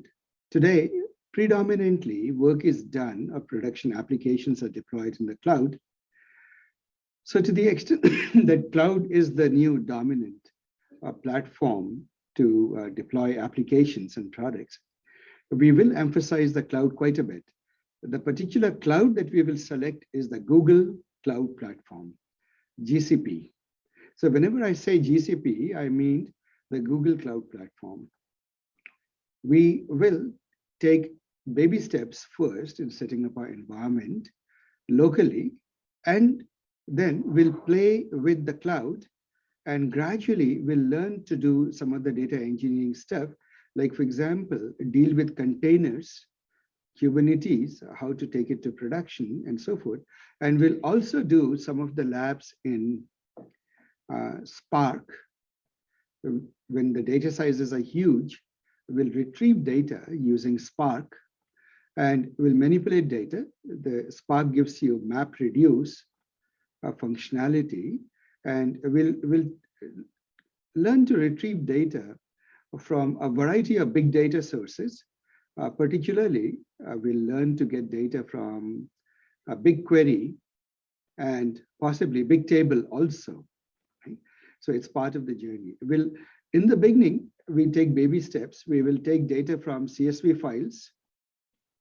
Then gradually, we'll start bringing in other data sources. We'll bring in data from databases, SQL, and then we'll make progress from there. So that will be our journey. And likewise in the cloud, in the beginning, we will start by using something called the Colab. Colab is a simple sort of a data science notebook we'll use. And on the desktop, we will use Jupyter. And gradually, we'll learn containers. And there also, we will use Jupyter notebooks. Finally, when you do the projects, we will sort of modularize the code into good libraries. And then we will use PyCharm as a tool. Now, that is a whole lot of buzzwords that we are going to be involved with. So let me start simply today. Let me first stand.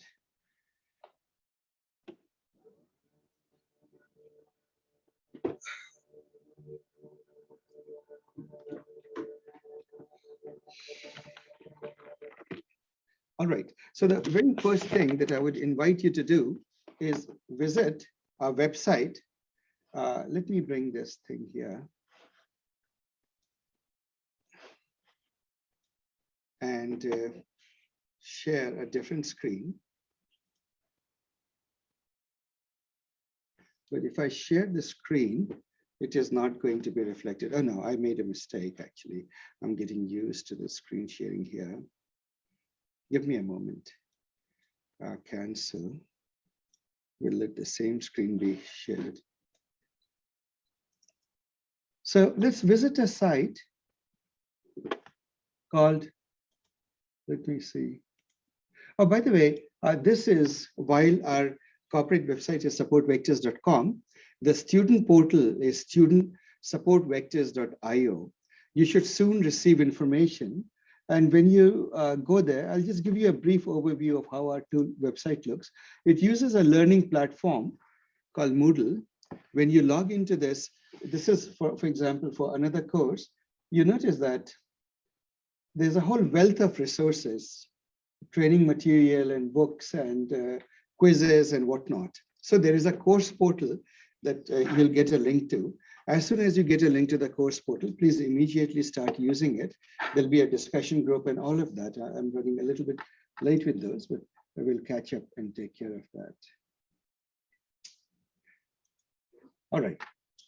So leaving that aside, we will now go and visit a website that invite all of you to do, anaconda.org. Anaconda.org. See if you can visit this website. When you do visit this website, you will see a download button, and I'll explain what it is. But first, start the download on your machine of this Anaconda.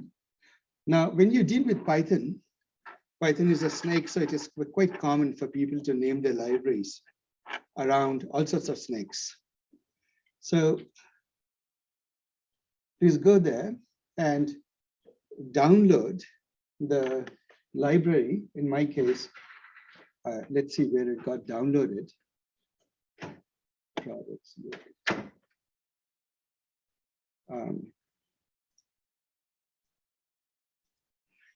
Why is individual edition of it? Okay, here. You'll get this button for your own platform, whether it's Windows, Linux, or Mac. You will just click on the download. It will lead to the download. Now, I'm not going to, after that, click on it. But in your case, the executable that gets downloaded, please do run the executable.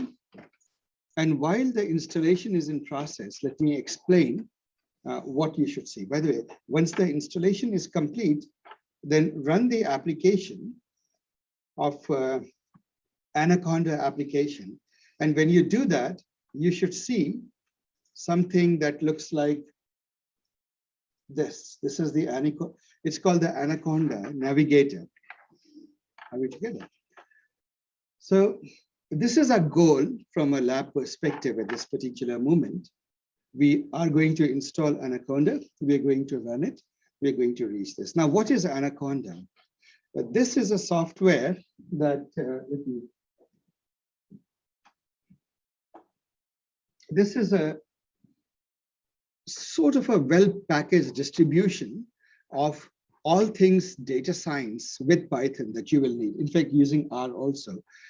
You will find that it installs the Python libraries, the Python language, the R language, which is also used for data science quite often. And then something which we will use quite a bit, it is called the Python notebook. Now, there are many things that you will see here. Gradually, by the time this workshop finishes, you'll become quite familiar with many of these, right? But for now, we will just focus on these. Jupyter Notebook will be our primary focus today. So I will like to invite you all to install it. Let's take about 10 minutes to install this, and then we are going to have some fun with it. I'll just wait for you all to install this on your machine. Asif, I already have Python running on my laptop. So if I install with Anaconda, is it going to override, or is it going to have like a virtual kind of environment for our words? How is it going to work? So you can install Anaconda and the Python in a separate location. If you have a previous version of Python, which version of Python do you have? I have 3, Python 3. Or 3, then you might as well install. I mean, the only time people worry about is if they have 2. But since you have 3, just install Anaconda and you will end up with a fresh version of Python along the way. Okay. And there are a lot of other things that need to install as well, Jupyter and everything which you don't have. That's right. So I'll it will take the whole install package. everything. Yeah. Okay. Yeah, Anaconda will install everything. Okay, sure. In fact, since it's going to be a long session, I think I prefer just sitting here. We'll start now. Okay. If I'm assuming that Jupyter, like your Anaconda is installed, please launch something called Jupyter Notebook. When you launch Jupyter Notebook, well, obviously in my case, I have a lot of things already present. So not a great way to start. So I will walk through. Well, what you do is once you have launched your Jupyter Notebook, this sort of a situation, you should see something that is more or less empty in your case, right? Let me know if you see something like that. Or you could just go into a directory of your choice. Like for example, I can go into documents, right? And I can create a new folder, right? And in the new folder, you can start putting, let me just drag it here. So Asif, you have to go to the directory of choice, or we can create a directory at the root itself. Yeah, create wherever you like, wherever you have access to. What I would suggest is find a place that you like. I'm sorry, that you like. This machine I haven't used in a while, so let me familiarize myself with it. Folders. So let me go into documents. I'm here in documents. Let us say that I create a new folder, right? I created a new folder. Where is the new folder gone? Yeah, untitled folder. You can go here, and it's a little bit clumsy, but you can rename the folder here. Rename it to something that you like. Let me just call this lab 1. Lab 1. Then you created a new folder wherever you liked in your file system. Go into the folder. Once you are in the folder, the thing here is you click on this new. Do you see where this new is? It's in an unusual location. Typically, we are used to finding file new on the top left. In Jupyter, it's actually in the top right, near the top right. Are we all seeing it, guys? Is there anybody who needs help with this? So Still completing my installation, so I'm a little distracted there. Okay, so I will help you, and we have TAs will help you. I'll just continue here for a moment. So you just say you're creating a Python 3 notebook, which means you'll create a something called a notebook written in Python 3. The first thing you do is you go to the top and you can just give it a name, right? You can say first steps. Let us say first steps, right? I tend to put like this, first steps. So you created a notebook called First Steps. Now, what is a notebook? Notebooks need some explaining to do. So let me explain what a notebook is. See, some of you, quite a few, have written code in some language or the other. Typically, when you write code to a person not familiar with the code or that language in which you have written it, it might look like gibberish, very hard to decipher, right? So we, in programmers, typically tend to put comments and so forth into it. In data science, what happens is the thinking is quite different. The thinking is that when you're analyzing data, you create a notebook the way you would do it in a science lab. So imagine that you're in a physics or a chemistry or a biology lab. What do? You have a lab notebook in which you write copious amounts of notes, and then you have a table of data, and then you have some graphs, isn't it?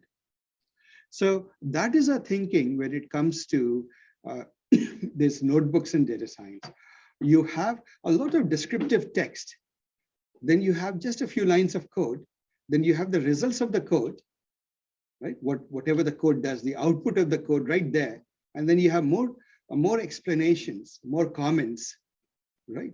So we are going to follow that thinking out here. So when you follow that thinking, the first thing you do is in this notebook, there are two modes. One is the cell can be either in text, or it could be when you do a cell here, right? So a cell can be a markdown, something called a markdown, or it could be Python code, right? So we will come to markdown in a moment. At this moment, I seem to be unsure whether I should sit or stand. Myself getting a sense of it. But let me first explain it here, come to closer to this and explain.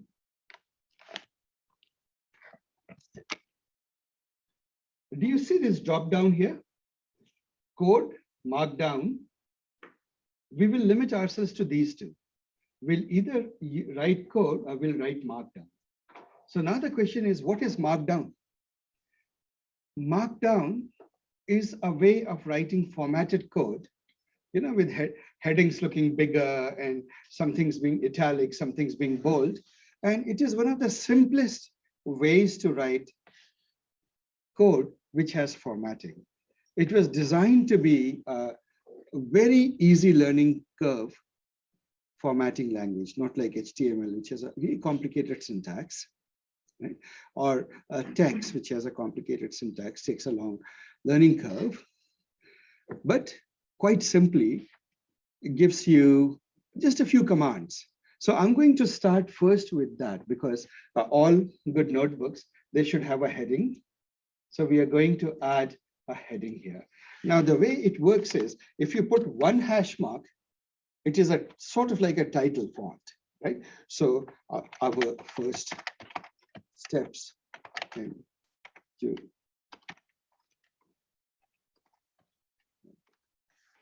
we say our first step, and then we can put some descriptions.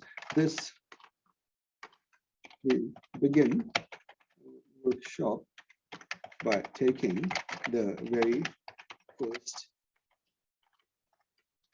steps using a data science notebook. So you notice that I'm just writing plain English. This thing, when you hit enter or you run, this is one unit. Jupyter Notebook is just made up of these little units. They are called cells. Are we together? These are called cells. So you just created a cell here, and then there are various shortcuts, but in the beginning, keep it simple. Just go, you run this cell, etc., etc. And then you have insert. You can insert a cell below, right? And here I'm going to do some very basic stuff today. So I'm going to say, let's say X is equal to 30, right? And Y is equal to 40, let's say, right? And then I can say Z, let's print out X plus Y.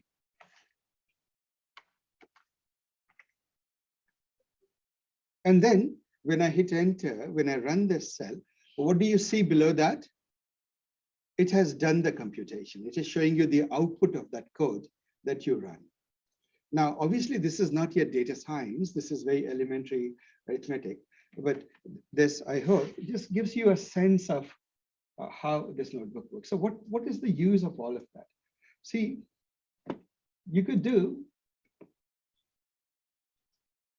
at this moment, I'm not importing bringing in the rest of the Python here because I want to just illustrate the basics.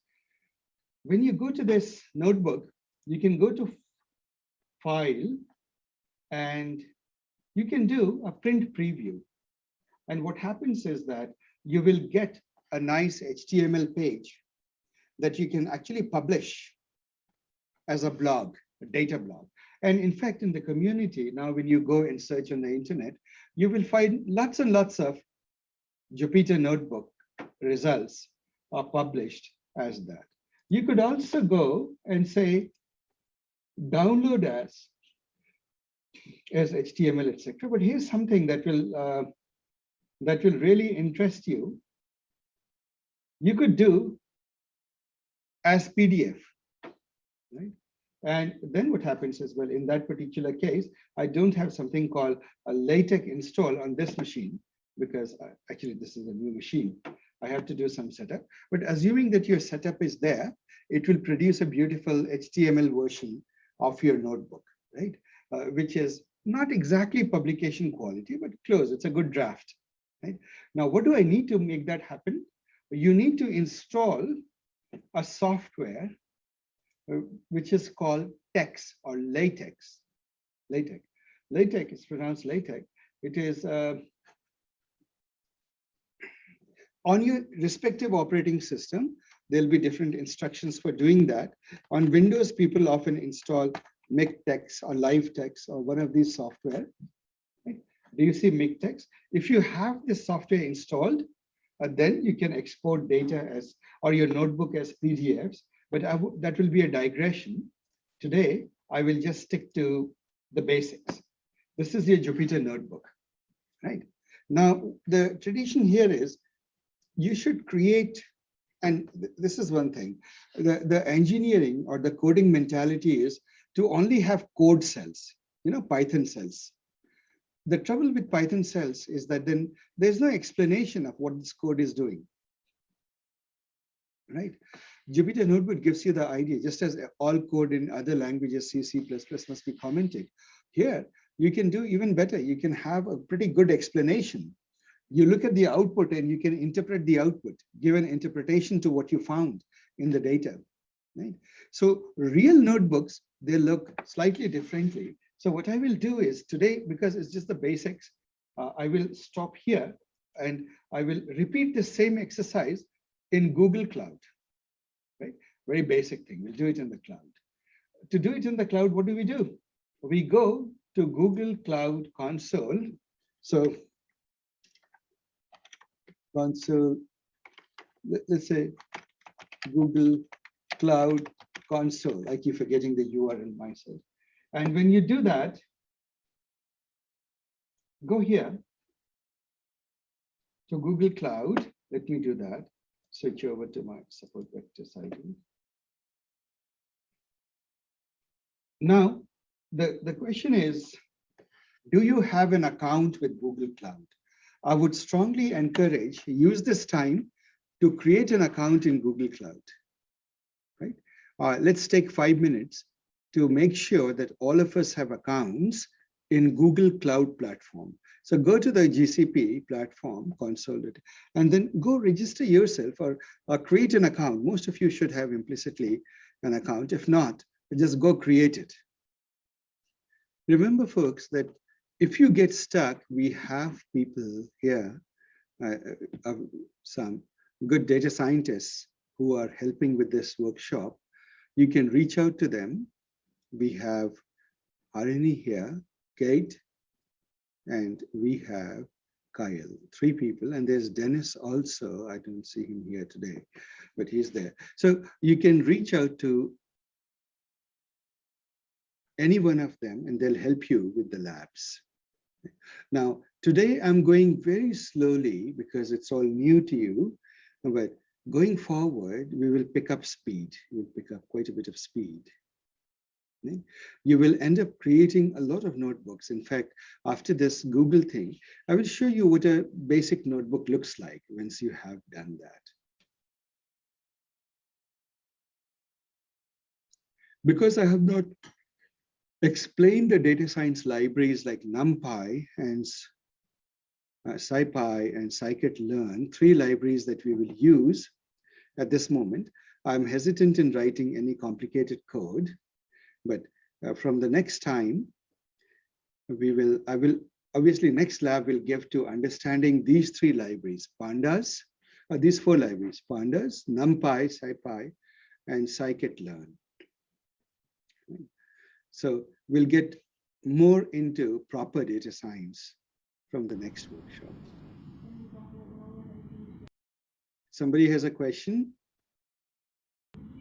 So I'm not able to, I got the Google, the cloud.google.com, but in Jupyter Notebook, the one that you did, I'm not able to create the folder. If I go and expand the drop down, there is no option to create the folder. Even if I go to Let's do that. Why don't you share your screen? Switch over, if you don't mind, but make sure you don't hide anything private.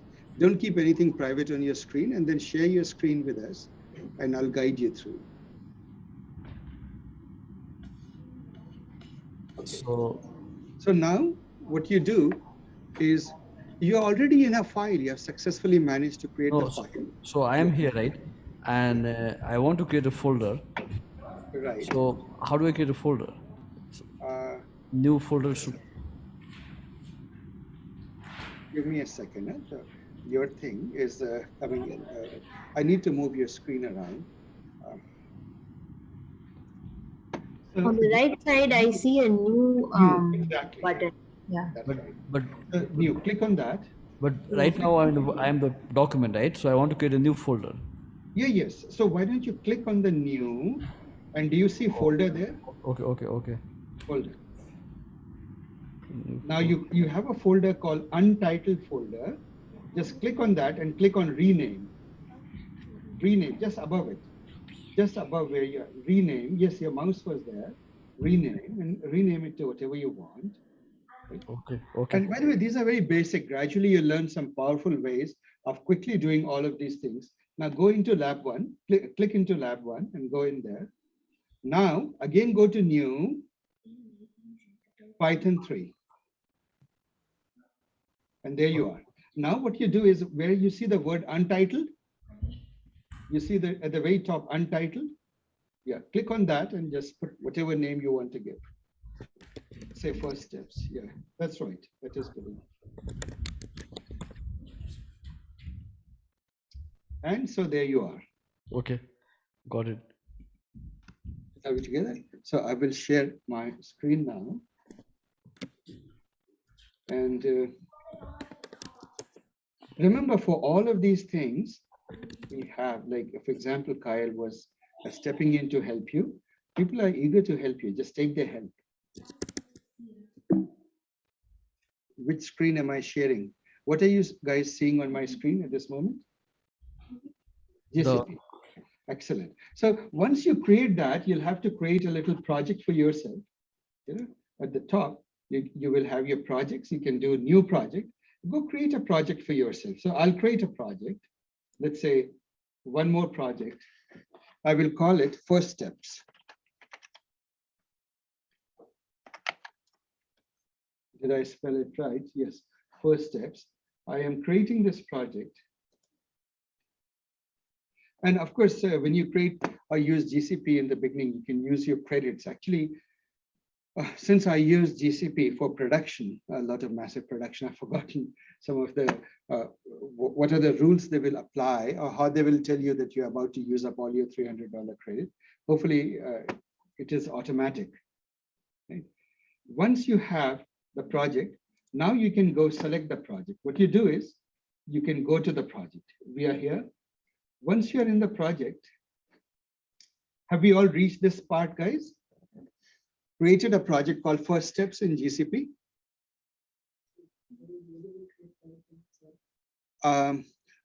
You create the project by quite literally, you see this drop down here? Click on this, and then you say at the top, new project, where my mouse is.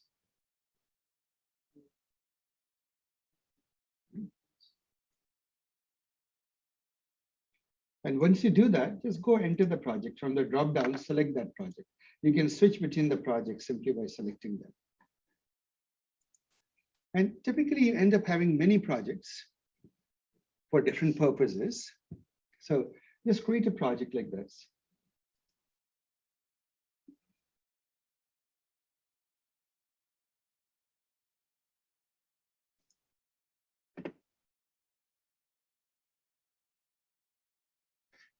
Are we here, guys? Anybody for whom I should wait now? We are all here, right? So, all right, so here comes the fun part now. We click on this. You see the hamburger at the top left? Right? So you click on the hamburger, and once you're on the hamburger, what you do is you can pin it, right? You could, well, yeah. So here is it. Once you pin it, this left-hand menu will be there. This left side menu is very useful on the Google Cloud Console. You will see lots of things. So cloud is a big world for you. It's a really big world. And what you do is we will go down to a section called, can somebody guess what section will go down? I'll let you just browse through this first.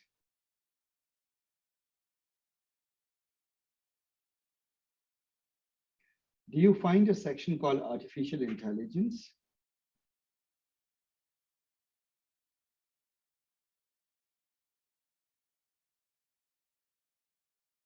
And under that, you'll find something called notebooks. So see where my, through the menu, where it is all pointing to.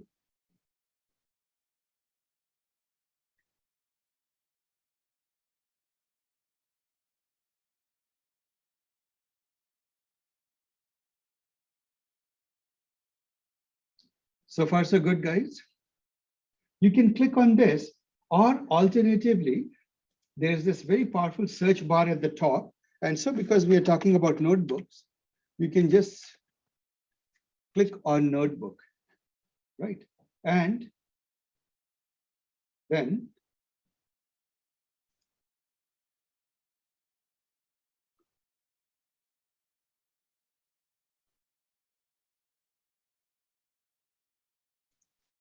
oh, this is enabling the notebook API, actually.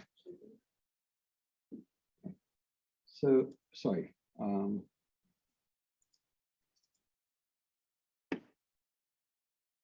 While this is being enabled.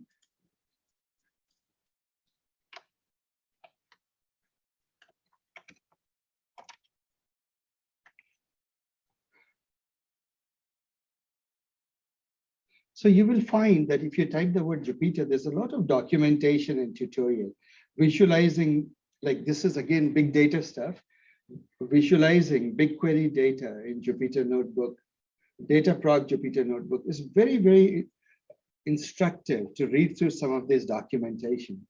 So I will just happen to pick one of these for a moment. Asif, where do you go to look at that notebooks? I'm at the artificial intelligence tab, that menu. So which one you clicked? Just pick notebooks. Notebooks. The artificial AI under here.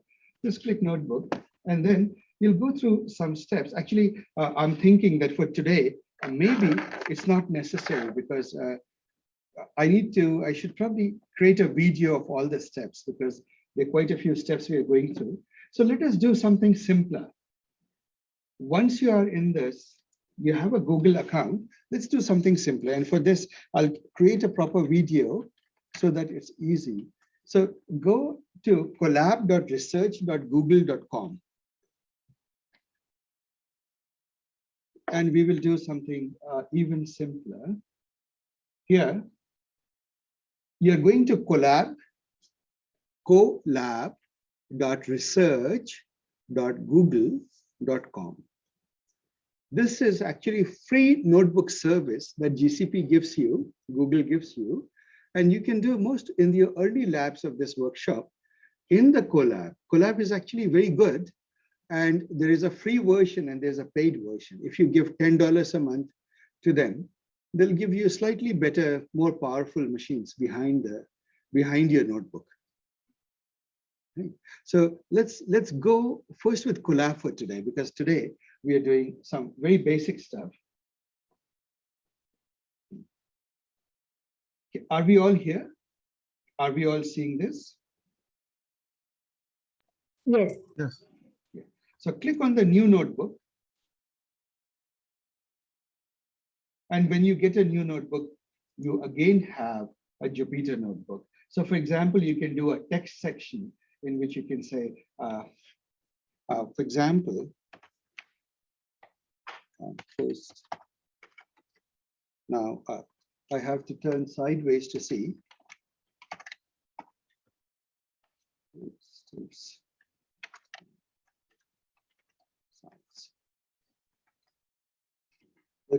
And then you have a button next to it, which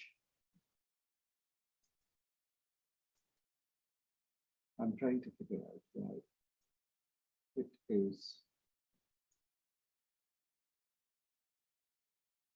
text cell.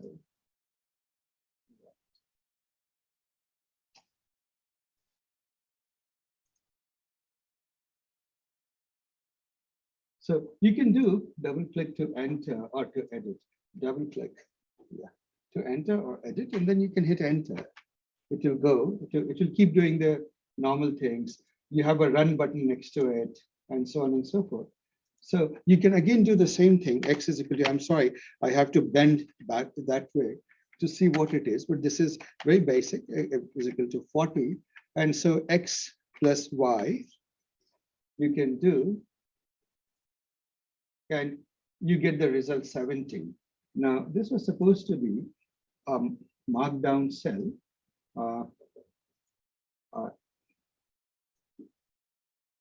It is Control M.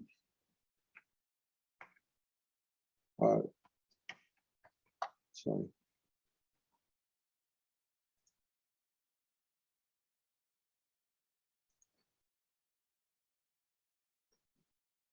So this is called Colab. At this moment, I'll just leave it as that. This is Colab. Colab takes a little bit getting used to. It's a little different from Jupyter Notebook. It's based on Jupyter Notebook, but you'll have to get familiar with Colab, right? And once you become familiar with Colab, it becomes very convenient. You don't have to use your laptop. You don't have to use anything. You can do all your exercises in the cloud, right? So today what I'll do is, I should have created, but I will create some videos that help you set up your Jupyter Notebook in the cloud, your Colab, do some basic exercises with Colab in the cloud. And today, just play around with this basic tool, see what you can do, write some text, write some this. I haven't introduced you to any of the data science libraries so far. The libraries that we'll talk about are NumPy for arrays, SciPy for some statistical functions, Pandas for dealing with data. Pandas is very, very important. And then we'll do scikit-learn for machine learning. We will do PySpark for Spark using Python. And we will also do some data retrieval using BigQuery and so on and so forth. So all of those things we'll start doing from next time. This time, it's just very basic, right? What I want to do, though, now is just show you, and it's here itself, what a typical notebook sort of looks like. When you create a notebook, this is in Colab. When you create a notebook, it again looks like this. You notice that there's a lot of text and followed by a cell, right? There is a cell. There's again a lot of, there's some code, there is some text, there's some code. You can do a plot. Let's just focus on this. Don't bother about the code. The code is a little hard to figure out. Let me increase the font size for a moment. So if you look at this, there is some code here which produces a plot. and we can for the time being ignore the code because we'll learn about NumPy next time. It produces a plot. And this, in this section, these three things, you see the gist of a Jupyter notebook. You see text, title, marked up text, formatted text. You see code with syntax highlighting, just as you would see in an editor. And you see the results of that code, the visualization that comes from the code, right? So this is your Jupyter notebook. Now, this contains one thing, introduction to pandas. Do you notice that? One notebook is introduction to pandas. If you want to prepare for next time, I would say, consider this as your background reading so that when we meet next time in the lab part, you are somewhat familiar with what we are saying, right? So read it and I'll explain it in detail what these things are when we meet next time. Are we together? So Asif, quick question. So if I want to do that, how do I upload my CSV file so that I can read? So the very good question. So the question is, how do we upload? So one of the nice things is, do you see it here? There is, you have your folders, files. Do you notice an upload button and your Google Drive button? Suppose you have your files in Google Drive, right? You can go and directly get your Google Drive. You can run it. And once you run, it will ask you for your authorization code and so on and so forth. Go to this URL. You go to this URL, you will authenticate yourself. See me authenticating myself. I will say this, copy this code, then go back, enter this code here. It's a little tricky because of security. You have to go through these basic steps. And when you do that, what will happen is all your Google data will become mounted in content, /content, right? Sample data. Let's go up. It says it is in /content. So we go to content here. And do you notice that you have your drive, right? And so I won't go into it because it will start showing a lot. I'll just quickly do that. There's a lot of files that you see. So everything that you have in your Google Drive will start showing up here, right? So Sanjeev, you got it, right? So let me repeat it again. You click on this button, this Google Drive. And so what happens is it mounts your Google Drive for you. That is one way to do it. The other way to do that is just use the upload button. Do you see this upload? Yes. And then you can pick a file from your machine and upload it. And then if you upload it, then how do you get the location of the file? It will say here. Yeah, it will give you the location. It will tell you, it will show you the files uploaded. Okay, I'll do that. It's very straightforward, but you have to, it's just becoming familiar with it and seeing and playing around with it a little bit. The best thing to do is, play around, and as you keep getting stuck, reach out to us. We'll keep helping you. Okay. So at this stage, what I would say is the most important thing is to become very familiar with Colab, very familiar with Jupyter Notebook on your machine, right? And just play around with it a little bit and see where it does. And the homework for this week is, lab homework is, just read this notebook. This notebook is the pandas, right? Introduction to pandas, right? This is, you may not get all of it out of it, but I'll give you a small introduction to what pandas are. See, we always think of data as a CSV, as a grid, as a spreadsheet, isn't it? It has so many rows and columns. A SQL query returns you a rectangular data set, so many rows and so many columns, isn't it? So that in the language of data science is called a data frame.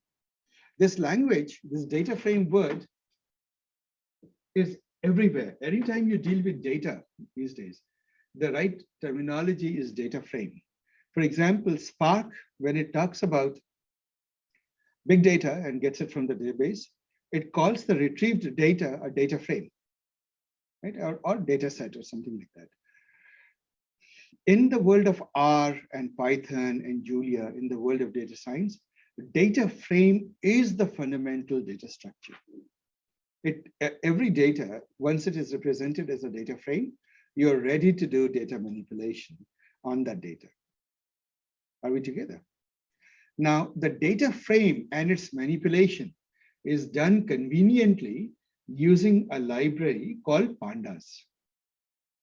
It's a very powerful, very easy library, enormously useful. It is pretty much the first few lines of code you write most of the time. You load data into a Pandas data frame, you do some cleanups, some visualizations, and so forth. Right? So this is your reading. Now, in this reading, what I would like to do is, I would like to just give you an example of what a real code will look like in due course of time. Let me see. I have it. I'll just open one of my notebooks, Jupyter notebooks. No. Where did I put it? Okay, maybe it's in the other browser here. Okay. I'll show you, this will be one of your first labs next time. So this is a data set called Galton families. It's a famous data set.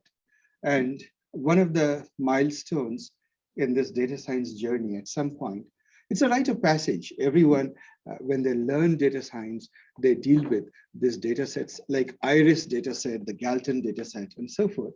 These are great ways to learn about this field. It's a very small data. It comes with, and we'll talk a lot about it the next time. So I won't tell you more about this data, but I'll just give you a flavor of how these data science libraries look, or notebooks look, sorry, generally. You will see a lot of imports. You're saying, it is a way of saying, I'm going to use these libraries, right? These are the Python libraries that I'm going to use. Now, this is using, this line of code here is using the pandas. Do you notice that import pandas as PD? So PD becomes a nickname, a short form, or a variable name for the pandas library. You're saying from the pandas library, use the function read CSV. The read CSV function does exactly what you think it does. It reads the data because the data is tab separated rather than comma separated. It will do that. You can see the data, what it looks like. It has columns that they're families. So I'll tell you what it contains. It goes and looks at families, different families, measures the father's height, measures the mother's height, and measures the height of each of the kids. Right? Each of the children. So each of these rows is a child in a family. And it says that in the first family, how many children are there? There is one male and 3 daughters, 1 boy and 3 girls. And these are their respective heights, right? Obviously, this family has 4 kids. And the first one is a male, and that is why male is equal to 1 means it is a male. Female is equal to 0 means it's not a female. Right? And so obviously these are in this data set mutually exclusive. Only one of them is 1. Right? So this is the data. You want to describe this data. There's a head, data.head shows you the first few rows of the data. Head means, head is a command quite often used in the Unix world and so forth. It shows you the headings, the first few rows. You could have done tail and all of that, but okay, head. Is there tail in pandas? Yeah, it is. Right. Okay, so there we go. Then describe. Remember, we talked about descriptive statistics. Whenever you get data, your first instinct is to get some descriptive statistics on it. So this gives you the descriptive statistics. It says there are families. How many families are there? 898 families are there. Like how many unique records are there? 197 unique family records. Then this doesn't make sense. Father's height, right? And is this standard deviations? It gives you in the heights. I hope, what are the units? They seem to be inches. I think so, yes. Then likewise, mother's height, and then the kid's height, the height, and how many kids there are, and so on and so forth. So number of kids in a family it turns out that the maximum is 15 and the minimum is 1, right? And the median number is 6. So obviously we are talking of a different age, right? In those times, this used to be the fact. You can look at some information about the data. When you do that, it is again giving you what is the data type. It's saying it's float numbers.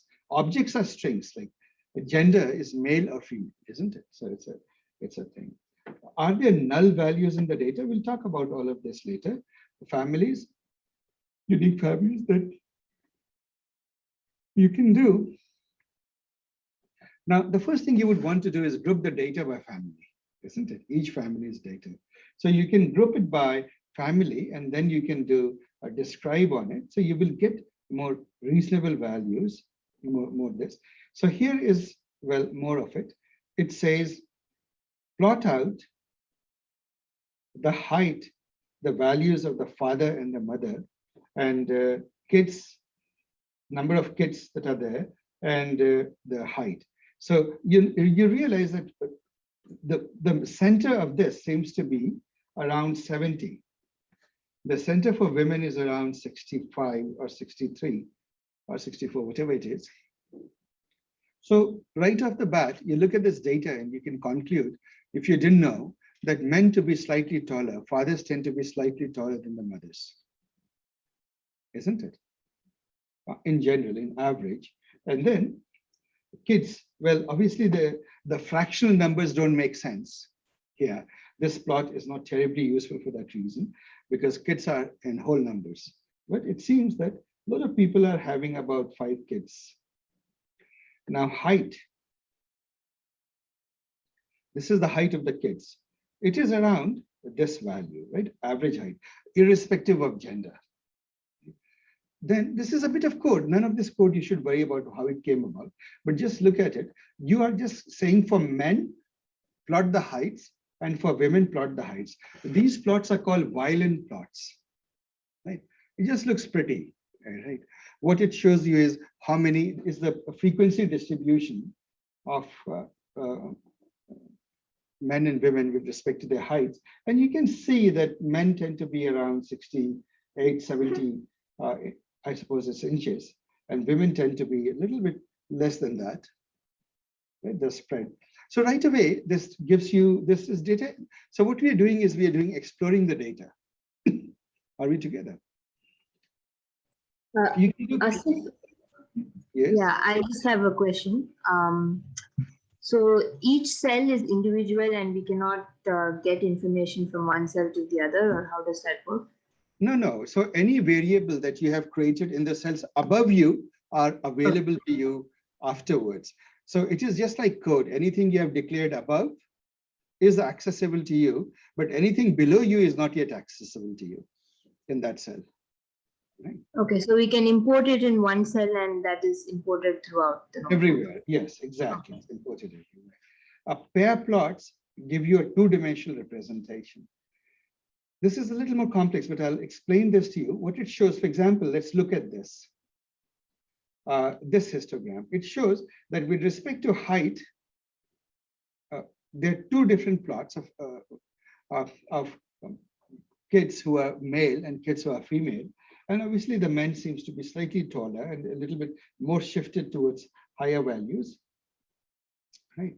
Now, these are density plots. I will gradually, as we do, we'll have a whole session on data visualizations and various kinds of plots. So we'll cover all that, but some of it, I hope, makes sense to you. That, for example, when you look at the kids' height, one circle is for female and one circle is for male, right? Boys and girls. So it just, what these mean, this whole curvy circle is, these are contour plots. We'll come about it. We'll talk about it in detail later. So these are some visualizations. I won't go into all of them. These are the heat map and correlation plot. How correlated are the values? For example, how likely is a kid's height? How much is it correlated with the father's height? If it is a kid's height, so let's say, how much is it related to father? Well, quite a bit here, right? So things like that, you get all sorts of information there. without going. And all of these things today is just a sample, guys. I don't want you to read the code too carefully because we are going to do it line by line. Oh yeah, data.tail. You can see the bottom of the data. You can standardize the data. Remember, I talked about taking the Z value. So this is what it is. The rest of it goes into regression and so forth. Yeah, we won't go into it. Huh? So these are the basics of data, loading the data, getting some basic visualizations out of it. And this whole notebook will make a lot more sense to you, and you'll be doing a lot of these things when you have gone through the next session, which the topic for next session is regression. Right? So if you want to prepare for the next session, the reading material for today's session, the review of today is chapter 1 and chapter 2, right? And just review those sections that I have taught. There are things in those chapters that I have not taught at this moment, you can ignore that, but the ones that I have taught, do that. And if you're adventurous, try to get an early start on chapter 3. Right? Read a little bit on chapter 3. But chapter 3 is what we'll do the next time. And chapter 2 and chapter 3 we'll do the next time. Go ahead. What are these chapters? Chapter 1, chapter 2, is that from the ISLR, the statistical learning textbook. Okay. Right. Remember, that is our core textbook, guys. Huh? Review from that textbook. Right. Now, what I will do is, we are getting to 4 o'clock. I'll just take questions and I'll let you go today. Today was just an introduction. And the lab was, of course, very lightweight, just making you familiar. But it is essential that you set up your Jupyter notebooks and you become familiar with Colab, right? And if you get stuck, please keep reaching out to us. We'll help you. Very, very important that next time you have this basics behind you, because next time the pace of the class will be much faster. Today was introductory, but we will move much faster and we'll go much deeper into things. Right? Having said that, I'll summarize today. In the theory part, we did essentially descriptive statistics, right? We learned about all of this mean, median, modes, and so on and so forth, standard deviation, variance, skew, kurtosis. We learned about covariance, correlation. We learned about none of these having implying causation, right? And we learned the relationship between correlation and causation. There may or may not be a relationship between them, right? So X may cause Y. X may have no relationship whatsoever to Y, even though there's a correlation.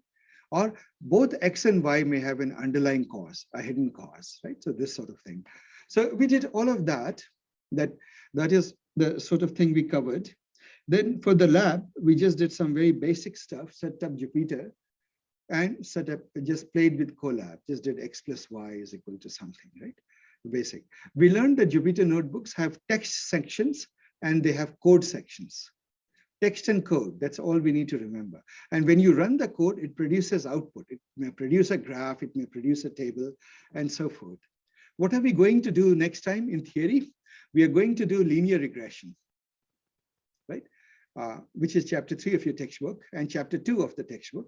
We'll do it properly. At the same time, in the practical part, we are going to get really serious. We're going to learn about libraries, NumPy and Pandas deeply, and a touch of scikit-learn, right? NumPy gives you the data structures. Pandas gives you the data frame. NumPy gives you the array. Pandas gives you the data frame. And scikit-learn is the main machine learning library in Python when you are not doing deep neural networks. Right? When you're dealing with tabular data, structured data, as we are dealing with it, think of it as CSV data, then the main library that you use quite often is the scikit-learn. Are we together? Right. So that's sort of the summary of all that we did today. I'll open it out to questions. I think all of you look tired, which is why I feel like ending a bit early today. So one thing, everything that I taught is the basis of a quiz now. I will be releasing this quiz sometime. Well, of course, we have to get the whole course portal to you and so forth. But then in that, you will start seeing every week a quiz. Take the quiz seriously. This week, we don't have a project, but the homework assignments that you have is look for funny instances of correlation and causation, correlations, funny instances of just correlations, right? Do some reading and try to read the introductory notebook on pandas that is available in Google Cloud. Are we together? Those are your steps, right? So wait for notifications. You will receive email with a lot of information on the course portal and on the Slack and so on and so forth. So that is all for today, folks. Just a couple of questions. So, do we have the link to the Slack? No, we have to send you all the information. Okay, cool. About Slack. So expect an email with all of these details. Nice. Soon. One other quick. Sorry, please go ahead. No, go ahead. One other quick question I have is: when do you use Jupyter Notebooks on your laptop? When do you use Colab on the cloud?